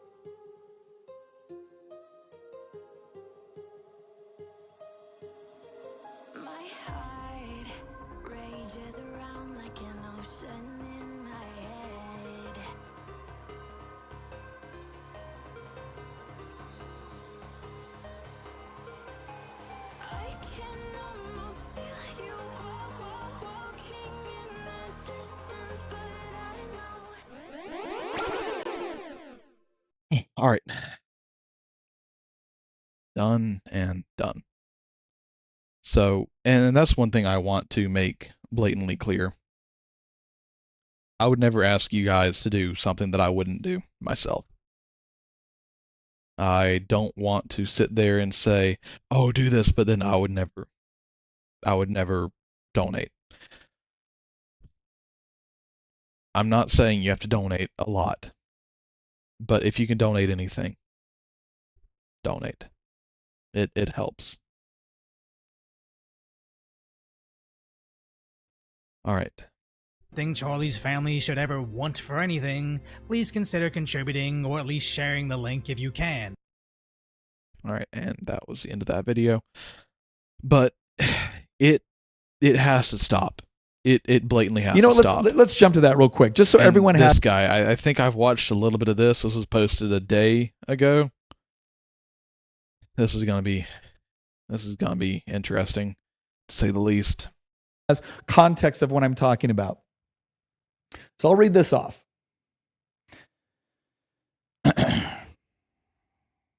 This was read my tweet. We'll put that one on there. So I'll tell you what the speaker. I have no idea who this guy is. Nick Freitas. Freitas? I don't know. But, you know, if anyone wants to watch his content, watch this video. It's all right here. So let's see what this guy has to say. The Virginia House of Delegates responded to. So this is what I said yesterday. And I waited on this because I prayed on it, and I was like, no, I believe this is true. So this is what I said. I said, I am told that as a state representative, this is the moment where I'm supposed to express my heartfelt condolences and then stand in solidarity with those on the other side of the aisle as we condemn political violence and stand unified as one people. But we aren't one people, are we? The truth is we haven't been for some time now, and there is really no point in pretending anymore if there ever was. We are two very different peoples. We may occupy the same piece of geography, but that is where the similarities seem to abruptly end. I convinced myself for a long time that whenever the left called me a racist, a bigot, a sexist, a fascist, a threat to democracy, for even the most innocent of disagreements, that it was simply hyperbolic rhetoric done for effect. And now the effect is a widow and 2 orphaned children because the left couldn't bear the thought of a peaceful man debating them and winning. I don't think they realize it yet, but murdering Charlie is going to be remembered as the day where we finally woke up to what this fight really is. It is not a civil dispute among fellow countrymen. It's a war between diametrically opposed worldviews which cannot peacefully coexist with one another. One side will win and one side will lose. Charlie tried to win that fight through argumentation, through discussion, through peaceful resolution of differences, and the other side murdered him. Not because he was extreme or inciting violence or any other hyperbolic slur they hurled at him. They murdered him because he was effective, because he was unafraid, because he inspired others and made them feel like they had a voice, that they were not alone. And he did it at the very institutions which have fomented so much hatred toward conservatives. I don't want to stand in solidarity with the other side of the aisle. I want to defeat you. I want to defeat the godless ideology that kills babies in the womb, sterilizes confused children, turns our cities into cesspools of degeneracy and lawlessness, and that murdered Charlie Kirk. Social media is aflame right now with leftist celebration of Charlie's death. I wonder if any among them understand what has just happened. If there is a Yamamoto somewhere in their midst warning that all they have done is awoken a sleeping giant. I doubt it. I think they gave up such introspection and self-awareness long ago. I don't know exactly what will happen next. I just know that it won't be the same as what has happened in the past. There will be thoughts and prayers. Charlie would have wanted prayers, not for himself, but for those left behind and for the country that he loved. But then there will be a reckoning. My Christian faith requires me to love my enemies and pray for those who curse me. It does not require me to stand idly by in the midst of savagery and barbarism, quite the opposite. So every time I feel tired, every time I feel discouraged or overwhelmed, I am going to watch the video of a good man being murdered in Utah. I will force myself to watch it, and then I will return to the work of destroying the evil ideology responsible for that and so much more. Rest with God, Charlie. Your fight is over. Ours is just beginning.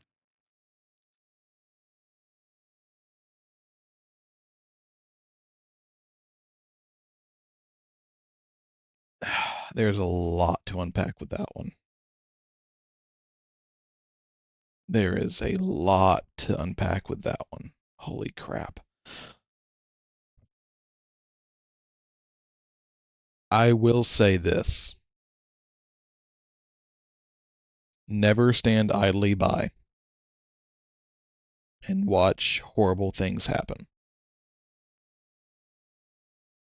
But let violence be the last resort. Again, every human life is sacred. Well, I say every. There are quite a few exceptions to that, pedophiles, murderers, rapists, everything like that. But if the only thing that is left to do is defend yourself, then do it. I don't believe in the Christian ideology of, oh, turn the other cheek. I don't believe in saying that.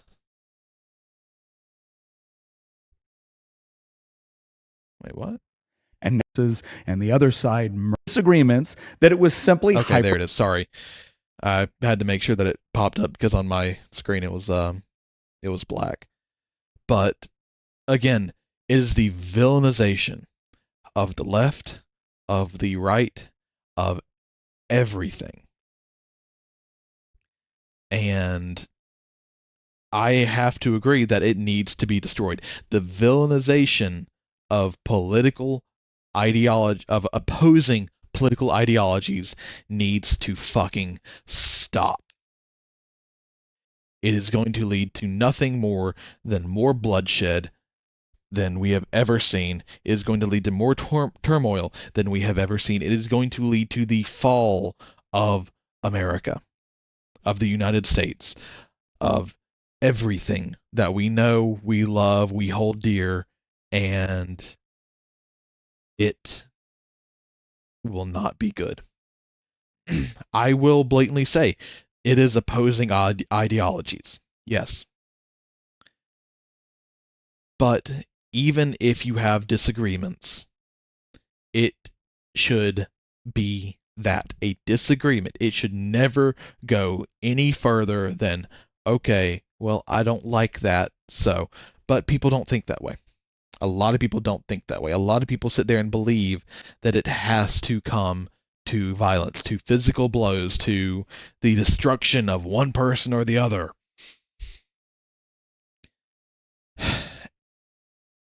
And it shouldn't ever have to come to that. Period. But extremists do exist on both sides of the aisle. If anything ever does happen, which I pray to God it never does, I pray to God that we never have to see bloodshed on the scale of a war in America. I pray that we never have to have it come to the fact of we have people just killed for believing differently. But it seems to be here because now that's becoming something, a bit of a daily occurrence in America. But it needs to fucking stop. There doesn't need to be a left. There doesn't need to be a right. There doesn't need to be a center. And I know I keep repeating that over and over and over again, but I cannot drill it hard enough to people watching what I firmly believe, that there should be no party system, because our nation was founded on there being no parties. It was founded on, okay, this person stands for this, that person stands for that. What do you think would be better?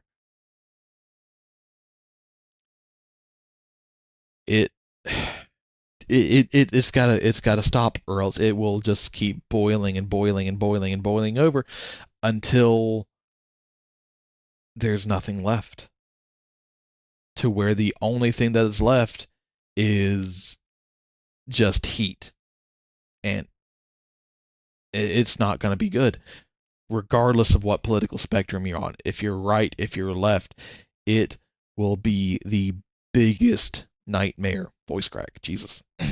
Let me get a sip of water real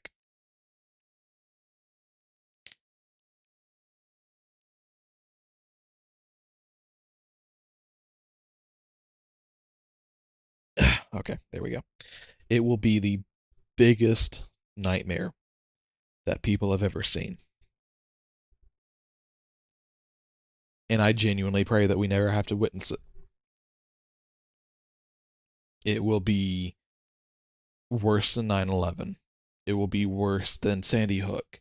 It will be worse than the Colorado shooting. It will be worse than the Charlie Kirk assassination. It will be worse than any event that you can ever imagine.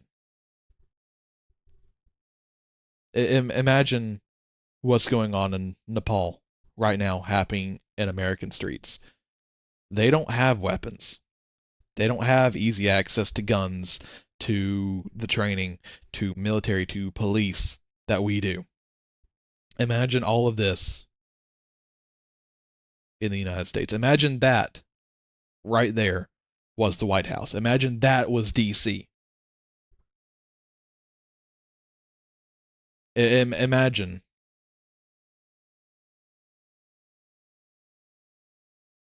just it will be death, destruction, carnage on levels we have never seen before. Imagine driving through your city and it looking like this. Imagine not knowing the group of people that you're walking up on, if they look, talk, act the exact same as you, but they just believe differently than you, and that could end in your death if you say one thing wrong. Or it could be, and again, it's like I said, there will be more than just two opposing sides. There will be foreign actors, there will be bad actors, there will be people who see this and say, oh, fuck yeah, time to shoot anyone that I see, and it doesn't fucking matter. I pray that America never has to witness that. Hyperbolic rhetoric done for effect. It's a war tried to win the other side. They hurled it, which have fomented cities into cesspools of degeneracy. It does not require me to stand idly by watch it, and then I will. It has to stop. It does. It never should have fucking started in the first place. The news anchors, the news networks, and everything that was pushing the villainization of everyone needs to be shut the fuck down, and it has to stop. Will return to the work of destroying the evil idea you're fighting. Decided that he was going to post this, because of course he would. Yesterday, without any proof or facts, and because of course who decided that. So Don Scott decided that he was going to post this, because of course he would. I don't know who Don Yesterday, Scott is. without any proof or facts, an elected delegate and member of the House of Delegates said these words, and the other side murdered him, speaking on the horrible murder of Charlie Kirk. Democrats I served with have denounced the horrific shooting and expressed our condolences to the family of Mr. Kirk. It is sad a Republican member of the Virginia House of Delegates would use these words. It's not a civil dispute among fellow countrymen. It's a war between diametrically opposed worldviews which cannot peacefully coexist with one another. I know Nick Freitas. I actually like Nick Freitas. He is a combat veteran. He wore the cloth of this nation. I admire his ability to connect with people, but on this one, he is wrong. He must be wrong, except that I'm not. Boy, look at that face. That's dad coming home and saying, I'm about to beat your ass, son. You did something fucked up and I'm about to beat your ass. But, I mean,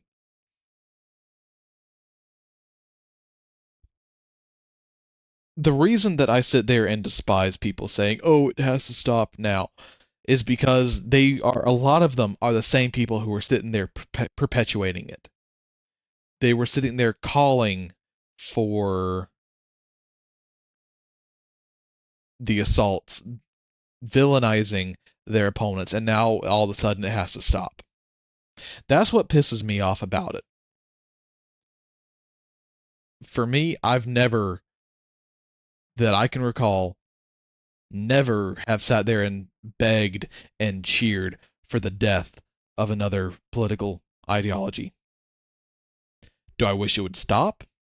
Hell yes, I wish it would stop. I do wish that people could see the way that I see. But I know that's not going to happen. And whenever people sit there and believe and firmly believe that you should die for just your political differences, what the fuck? Why? Just because your feelings got hurt, just because I have a differing view than you believe I should die. And all my cats are starting to pile up on me now. Ouch. It just baffles me. It really does. Hi, cat. Yes. Yes, hi. I'm in the middle of something. You gotta make biscuits now? Okay. But if you sit, and I'm not saying that people's minds can't change. People's minds can easily change and be swayed. But whenever you were just sitting there calling out, villainizing people less than a week ago, and then something bad happens, and now you're worried that it could have backlash on you, and now you're saying, oh, it's got to stop, it's got to stop, it's got to stop, whenever it was just a year ago to where people were saying the exact same shit. Oh, it's got to stop, it's got to stop. They just tried to assassinate Trump. It's got to stop. And then within just a few months, you are back at it spewing that absolute bullshit again. That's what pisses me off. That's what gets to me. That's whenever I'm just like, you're full of shit, shut the fuck up. And there needs to be consequences to people calling out for the villainization and death of another side. I'm not. I've actually been in the legislature longer than you have, Don. And let me tell you something. I sat there and I remembered how it used to be. I remember when you used to be able to sit down and disagree with one another civilly. And yeah, there was still some outlandish comments that were made predominantly by your side of the aisle, but we were able to have those conversations. We were able to sit down in our offices and talk to each other as human beings. And then you know what happened, Don? You know what happened, Mr. Speaker? One day you guys got put in charge. I remember it. You won the House, you won the Senate. You had the governor's mansion, the attorney general's office, you had the lieutenant governors. And I watched what happened. It wasn't just the extreme legislation that came across. It wasn't just about trying to allow for abortion up to the point of birth or engaging in gun confiscation. It wasn't about doing all of the things that you promised us you didn't actually believe in. It was the way you treated us as individuals. It was almost as if our humanity was lost the moment you got power. Because after all, there's no reason to be nice to us anymore. You controlled the House. You controlled the committees. You controlled the governor's pen. And this is what I was talking about earlier, about how everything seems perfect, or how everyone wants perfection, but corruption will seep into the highest point it can. Left, right, center, it doesn't fucking matter. I don't know a lot about politics. I don't keep up with politics a lot because I refuse to be pulled into the trap of, oh, this person thinks differently than you, villainize. Oh, this person looks different than you, villainize. Oh, this person sits there and engages in sexual acts that are different than what you believe in, villainize. Now, I will say this. I will look at the rhetoric that is predominantly spewed by a group. I will look at the rhetoric and the beliefs and the actions of individuals and of the group and make not justifications. I will make decisions based off of that. I don't support the LGBTQIA++, whatever the fuck movement that is. I believe that whatever the fuck you do in the bedroom with whoever you choose of consenting age is up to you. 100%. If you like men, go for men. If you like women, go for women. If you like men that have the physical appearance of women, go for that. I do not care about your sexuality. I do not care about what you like in the bedroom. But what I cannot stand is whenever you sit there and believe that your fetish, that your sexual desires dictates who you are as a person, that you believe it's okay to march around naked in front of kids, making out in front of kids, predominantly focusing your attention on kids, you can fuck off with that. I will never stand for children being victims of any ideology. I believe parents should raise children in the way that they believe they should be raised. And if that child thinks differently, then they will come up with their own conclusions, that they will come up with their own answers to the questions that they have. And that if you are sitting there spewing your rhetoric, not the way that you believe, but the way that someone else told you, oh, this is how your child should act. Oh, this is how you can get more likes, more views, more acceptance in the world. If you have your kid do this, if you have your kid do that. I don't believe in transgender kids. I believe that is their parents pushing that ideology on them and forcing the children to do that, or brainwashing them into doing that. I fully believe that if someone wishes to transition, they should be forced to wait until they are at minimum 15 years old. If they wish to transition from then, let them. Go for it. That is up to them, as long as that is their 110% own facts. That if it is found to have parental or outside views indoctrinated into them, then it should be pushed up to 18, to 20, to 21. It should be pushed up. But the bare minimum age that anyone should be able to consider themselves transgender or start to transition should be bare minimum 15. Hell, let's go ahead and make it 18. That way you are a legitimate consenting adult and you have every legal right to do everything. Yeah, you know what? Yeah, no, 18. 18. Bare minimum. Fuck that being 15. Because I remember whenever I was 15, I wasn't making good decisions. But I don't support that. Period. I will sit there and look at what your party does as a whole and have my own... Sorry, cat hair in my eye. And I will have my own questions to it. I will not sit there and judge you for what you like. I will not sit there and judge you for what you believe. I will never sit there and think differently of you as long as it doesn't involve children. Man, there are caveats to that. But I will make my own answers based off of what you as a person do.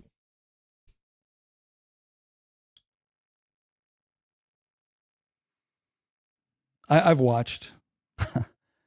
I have watched as the Democratic Party has fully embraced the oppressor-oppressed dynamic, the critical theory view of the world, the view of the world that says that you can bifurcate all of society into those that are evil by virtue of their position, by their race, by their sex. And those Don't even get me started on the whole division of race in this country. I'm not even going to get into that because that is such a absolute shit show. It is deplorable, and it is the dumbest thing ever that you can do is sit there and try to divide someone up by the color of their skin. Content of their character. those who are the victims. And whatever the victims have to do in order to achieve liberation, whatever they have to do to achieve decolonization, or whatever buzzword you're using right now, ultimately becomes justified. And then what do when somebody calls it out for what it is? You decide to spend more time and effort condemning my response, which didn't advocate for violence. I didn't murder someone. But once again, the real victims are always you guys, right? No, I will somewhat agree with this guy on that take. Is the moment that a lot of times I'm not going to say liberals, I'm not going to say leftists, but the people who sit there and act like, oh, you're assaulting me with your opinion. Oh, you are, your words are hurting my fifis, so I'm going to sit there and get abhorrently angry, abhorrently upset at what you just said to me and let it cause physical distress and me to have a complete meltdown like a toddler.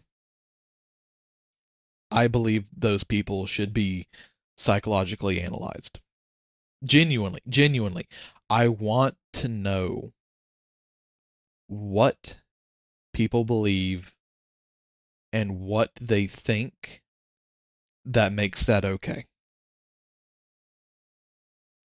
If you want to have a debate, if you want to sit there and preach, and this goes for anyone's side, as long as it is a debate or you are sitting there saying your own opinions and you are not physically assaulting someone, you are not physically blocking someone off, you are not physically blockading a person into listening to you, and they have the easy option of leave,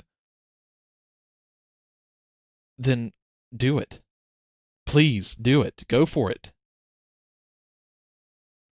But the moment that you sit there and act like the victim just over feelings getting hurt, or you losing a debate, or you having a conflicting worldview,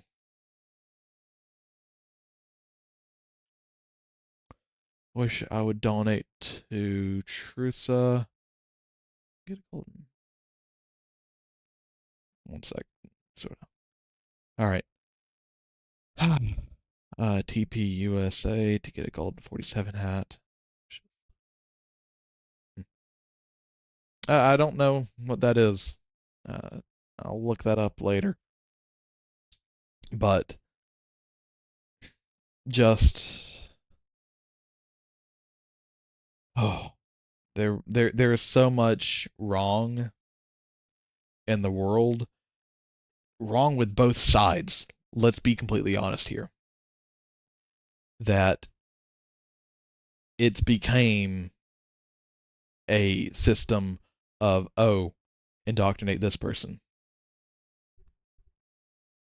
Oh, interesting. I'm guessing TP USA is Trump USA. But regardless, it does have to stop. But if you were sitting there, oh, Turning Point USA. Huh.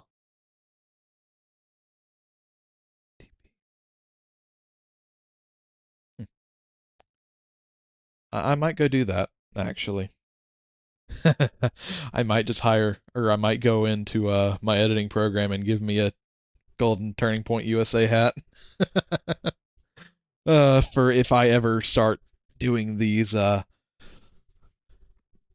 political fueled live streams more often.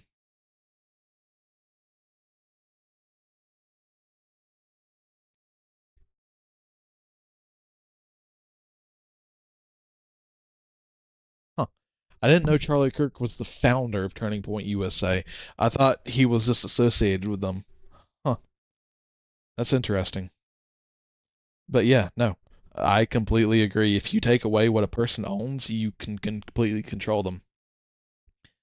You can completely control what they can and can't do, which is why I firmly believe that you should never give up your right to bear arms.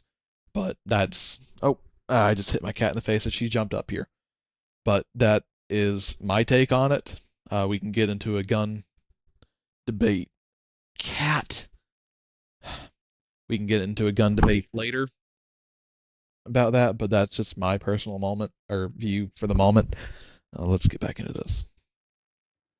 I have to tell you, I spent a fair amount of my life trying to come up with what I thought were good, comprehensive, coherent arguments. I remember spending time listening to the other side of the aisle express what they believed, reading through their arguments, listening to their arguments, engaging with their arguments. I remember believing that all I have to do is I have to understand their perspective and where they're coming from, and then try to be able to make the sort of points that will illustrate that we are both Americans, we're Virginians. We want all of our constituents to be happy, healthy, prosperous, and free. We just disagree on the way to get there. And if I could find that common humanity and I could find that common problem that we were trying to solve, well, then we could come together and solve it.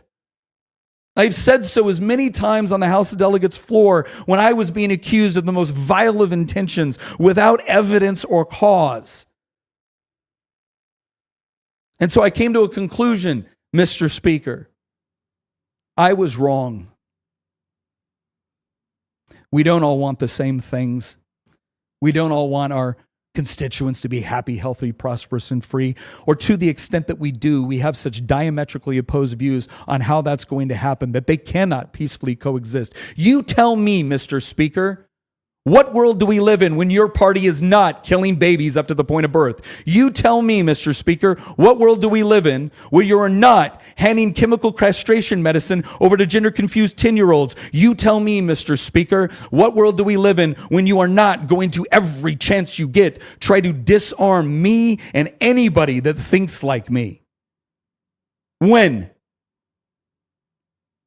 If you can answer that, I will entertain the idea that there is the possibility of these two worldviews peacefully coexisting. If you are actually willing to engage in a political philosophy which says, I will live and let live. But you're not. Every time you get power, you wield it. You wield it against the people that you see as your political enemies, and you tell all your constituents that we are evil, that we are fascist, that we are threats to their very civilization and existence. And then when they act on that, when they believe you, you act shocked? Yeah, wow, that's actually exactly what I was saying earlier, that the people who sit there and villainize the other opposition. Yeah, sorry, I had to get that tongue out of my view. It was making me chuckle. But that's exactly what I was saying. You sit there and you villainize the other person, other group, other people, a person, and then you act shocked that some psychopath takes your words as gospel that you've repeated over and over and over and over and over again, and then all of a sudden, oh hey, oh shit, they believed me. Oh shit, my words have consequences. Oh shit, someone actually took what I was saying. And then you sit there and try to backpedal, and then you're immediately back at it just a few months later. Go fuck yourself. And I'll say this as well. I'll say this as well, talking about the Ukrainian refugee who got killed by that guy on the bus or subway system, I can't remember, released 14 fucking times before that. I believe that judges should be held responsible for what they allow out on the streets.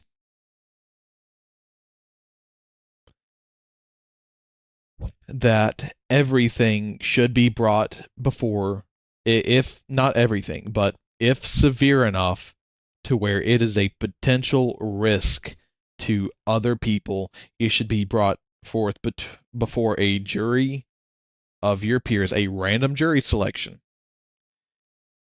and then decided on.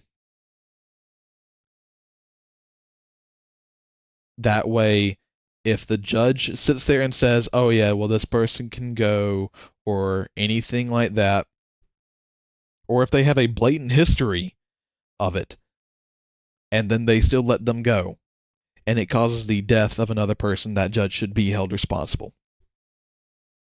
If the judge makes a decision without a consultation of a group of peers, of a full jury, then that judge should be held responsible for what happened. I'm not saying legal repercussions, but if it leads to legal repercussions, yes. But I would say the removal of power and the removal to hold any type of seat like that again.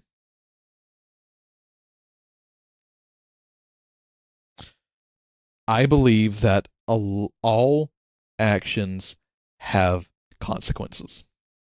Just like this live stream. The consequence could be that I get banned from Twitch, I get muted, I lose all of my subscribers, all of my followers.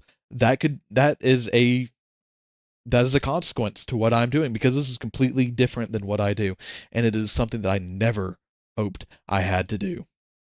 But I feel like this is something that has to be spoken about by every facet of America. That the villainization of left and right has to stop. That it is going to lead to nothing but civil war, civil unrest, murder, death, and the lack of humanity for your neighbor.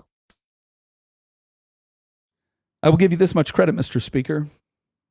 You are an intelligent man, and you are a cunning man, and I don't buy it anymore.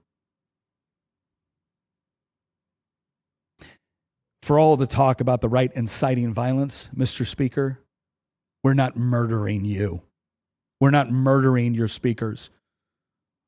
We would stand by and universally condemn, prosecute, and imprison somebody that would do something like that. Whereas you would fight for opportunities to let them out early. You've already done it, right, Mr. Speaker? No. No, Mr. Speaker. This wasn't done to you, and me observing what has taken place is not devoid of facts or evidence, I assure you. It's come from very, very carefully following what has been taking place in our country over the last decade. Beyond that even. I didn't want this. I wanted to believe. I wanted to believe that we were all, at our foundation, Americans. But we don't share the same worldview in the least bit. And to the extent we do, you seem completely unwilling to stop the elements of your party, the elements of your movement, the elements of your ideology from doing the most extreme and vile things. And so what am I supposed to do? Are we just supposed to take solace in the fact that you assure us that this is wrong and you don't believe it and you don't support it? Now, I think what you're all really upset about is that for the longest time, you were able to charm us into believing that you didn't really believe the extreme things you said about us. It was just for politics. It's just to win an election. So I will say this. If there is something that you fundamentally believe is wrong, take action, but don't take life. Don't take things to the physical realm of assault, of murder, of, threatening someone's life just because of a diametric difference of worldviews to where, you believe that, X is wrong and Y is right. Don't take it physically. Don't sit there and think about taking that person's life. Don't sit there and think about, oh, I'm going to do this, I'm going to do that, or don't sit there and hope for the death of another human being, for another individual, for what they believe. If you want to see change, be that change. Get involved with politics. Get your voice out there. Get to a position to where you say, I don't believe in this. Brandon Herrera, I watch him a lot. He's running for, governor, Senate in Texas right now. And he swore up and down that he'd never get political. But it got to the point to where he said there has to be something done. And he lost his first run, and he just announced that he's running again. He is a person who is fighting for change. Be a person who fights for change in the correct ways. Never let it come to violence. But if violence comes to you, don't shy away. Don't ever sit idly by and let someone be physically violent to you, to what you are standing for, or anything like that. But let it be the last resort, because once you do something like that, you can never take that back. You can never stop that snowball. Because right now, I am terrified of what is going to happen to America, of what could happen to America. I see people like Andrew Tate saying, "Oh, this is civil war. Oh, this is it. This is, this is our calling. It's time to rise up. It's time to do this." Then what? Then what? After all the fucking bloodshed, after all the bodies are lying there cold, after widows are made, after orphans are made, after kids die because you have a different opinion of this, after families are split apart because, oh, my dad likes this, or oh, my mom likes this, and now all of a sudden it's come to you don't know if they're going to sit there and actually kill each other or not? What the fuck? I never wish for a civil war in this country. I never wish for a civil war anywhere. But I want to blatantly say this and blatantly point out that it is never good. And that the villainization of each party needs to stop. That there has to be ways around this. Well, be the change that you want to see. Run for office. Get involved in politics. It is never too late to get involved in politics. Start a YouTube channel. Start a vlog. Start a Twitch. Start something. Get your voice out there and show I do not stand for this. That I do not want X, Y, Z. That this person is running for X, Y, Z and I don't support it, and this is why you shouldn't support it either. Never back down. But never be the first to violence. Well, Mr. Speaker, whether you believe it or not, the people who listen to you do believe it. And they're willing to act on it. And they're willing to celebrate it. Now I'm going to say what I said at the beginning of this. Because I not only owe it to God, I owe it to Charlie. I will not be overcome by evil, and I will diligently fight to overcome evil with good. And I'll never advocate for the killing of innocent, no matter how much I disagree with them or their vile policies or their vile comments. It's not who we are. But do not expect us to go quietly into the night either. My faith does not obligate me to stand by and watch this take place. Wow, a lot of them just abruptly end. I guess this is just a wow. But I mean, the U.S. is going to shit. I mean, we've had beheadings in Texas at a Dallas motel. I don't know the details of it. I just know that it's happened. I know that it's making headlines. I know we've had shootings at schools. We've had people go in to places of worship for young people and take innocent lives. It's gotta fucking stop, guys. It has to stop, or else we're gonna see this every fucking day. We're gonna see this every fucking week. And then the only answer is violence.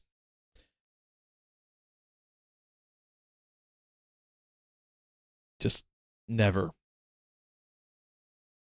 Never.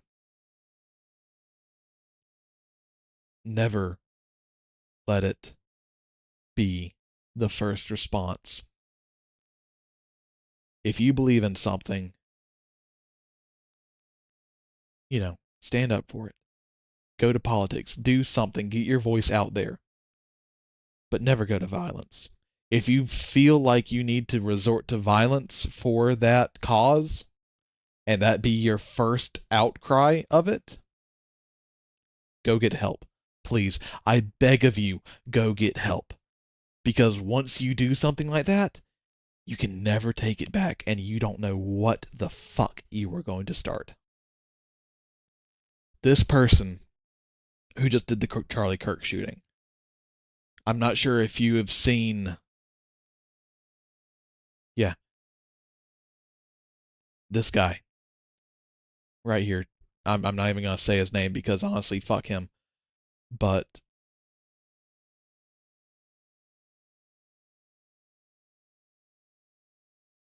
he doesn't look like he's proud of what he's done. I can guarantee you he sat there and thought long and hard about it, about being able to pull the trigger, where the best place would be. I'm sure everything was planned up until he actually did it. He told his father what he did and that he was scared. Think about what your actions can cause and the effect that it will have. I'm gonna end the live stream on that note, guys. Thank you all for tuning in. This was very impromptu. I don't know who all is watching still. I don't know if this really even did anything different for people who watched, but it's something that I feel like I needed to speak on. So thank you all for tuning in. If you know anyone who might like my content, like, comment, subscribe, share this live stream out. It's live over on YouTube Shorts, Twitch, and it's gonna be up unless the platform removes it. So if you think that civil war is the only way to get change in this country, you're wrong. And I will blatantly stand on that box. Don't let violence be your only resort. Don't let it ever come to violence if you can ever help it. But on that note, guys, I'm going to end the stream there. Thank you all for tuning in, and thank you all for watching. Stay safe, stay sexy, stay alive, and form your own opinions on everything.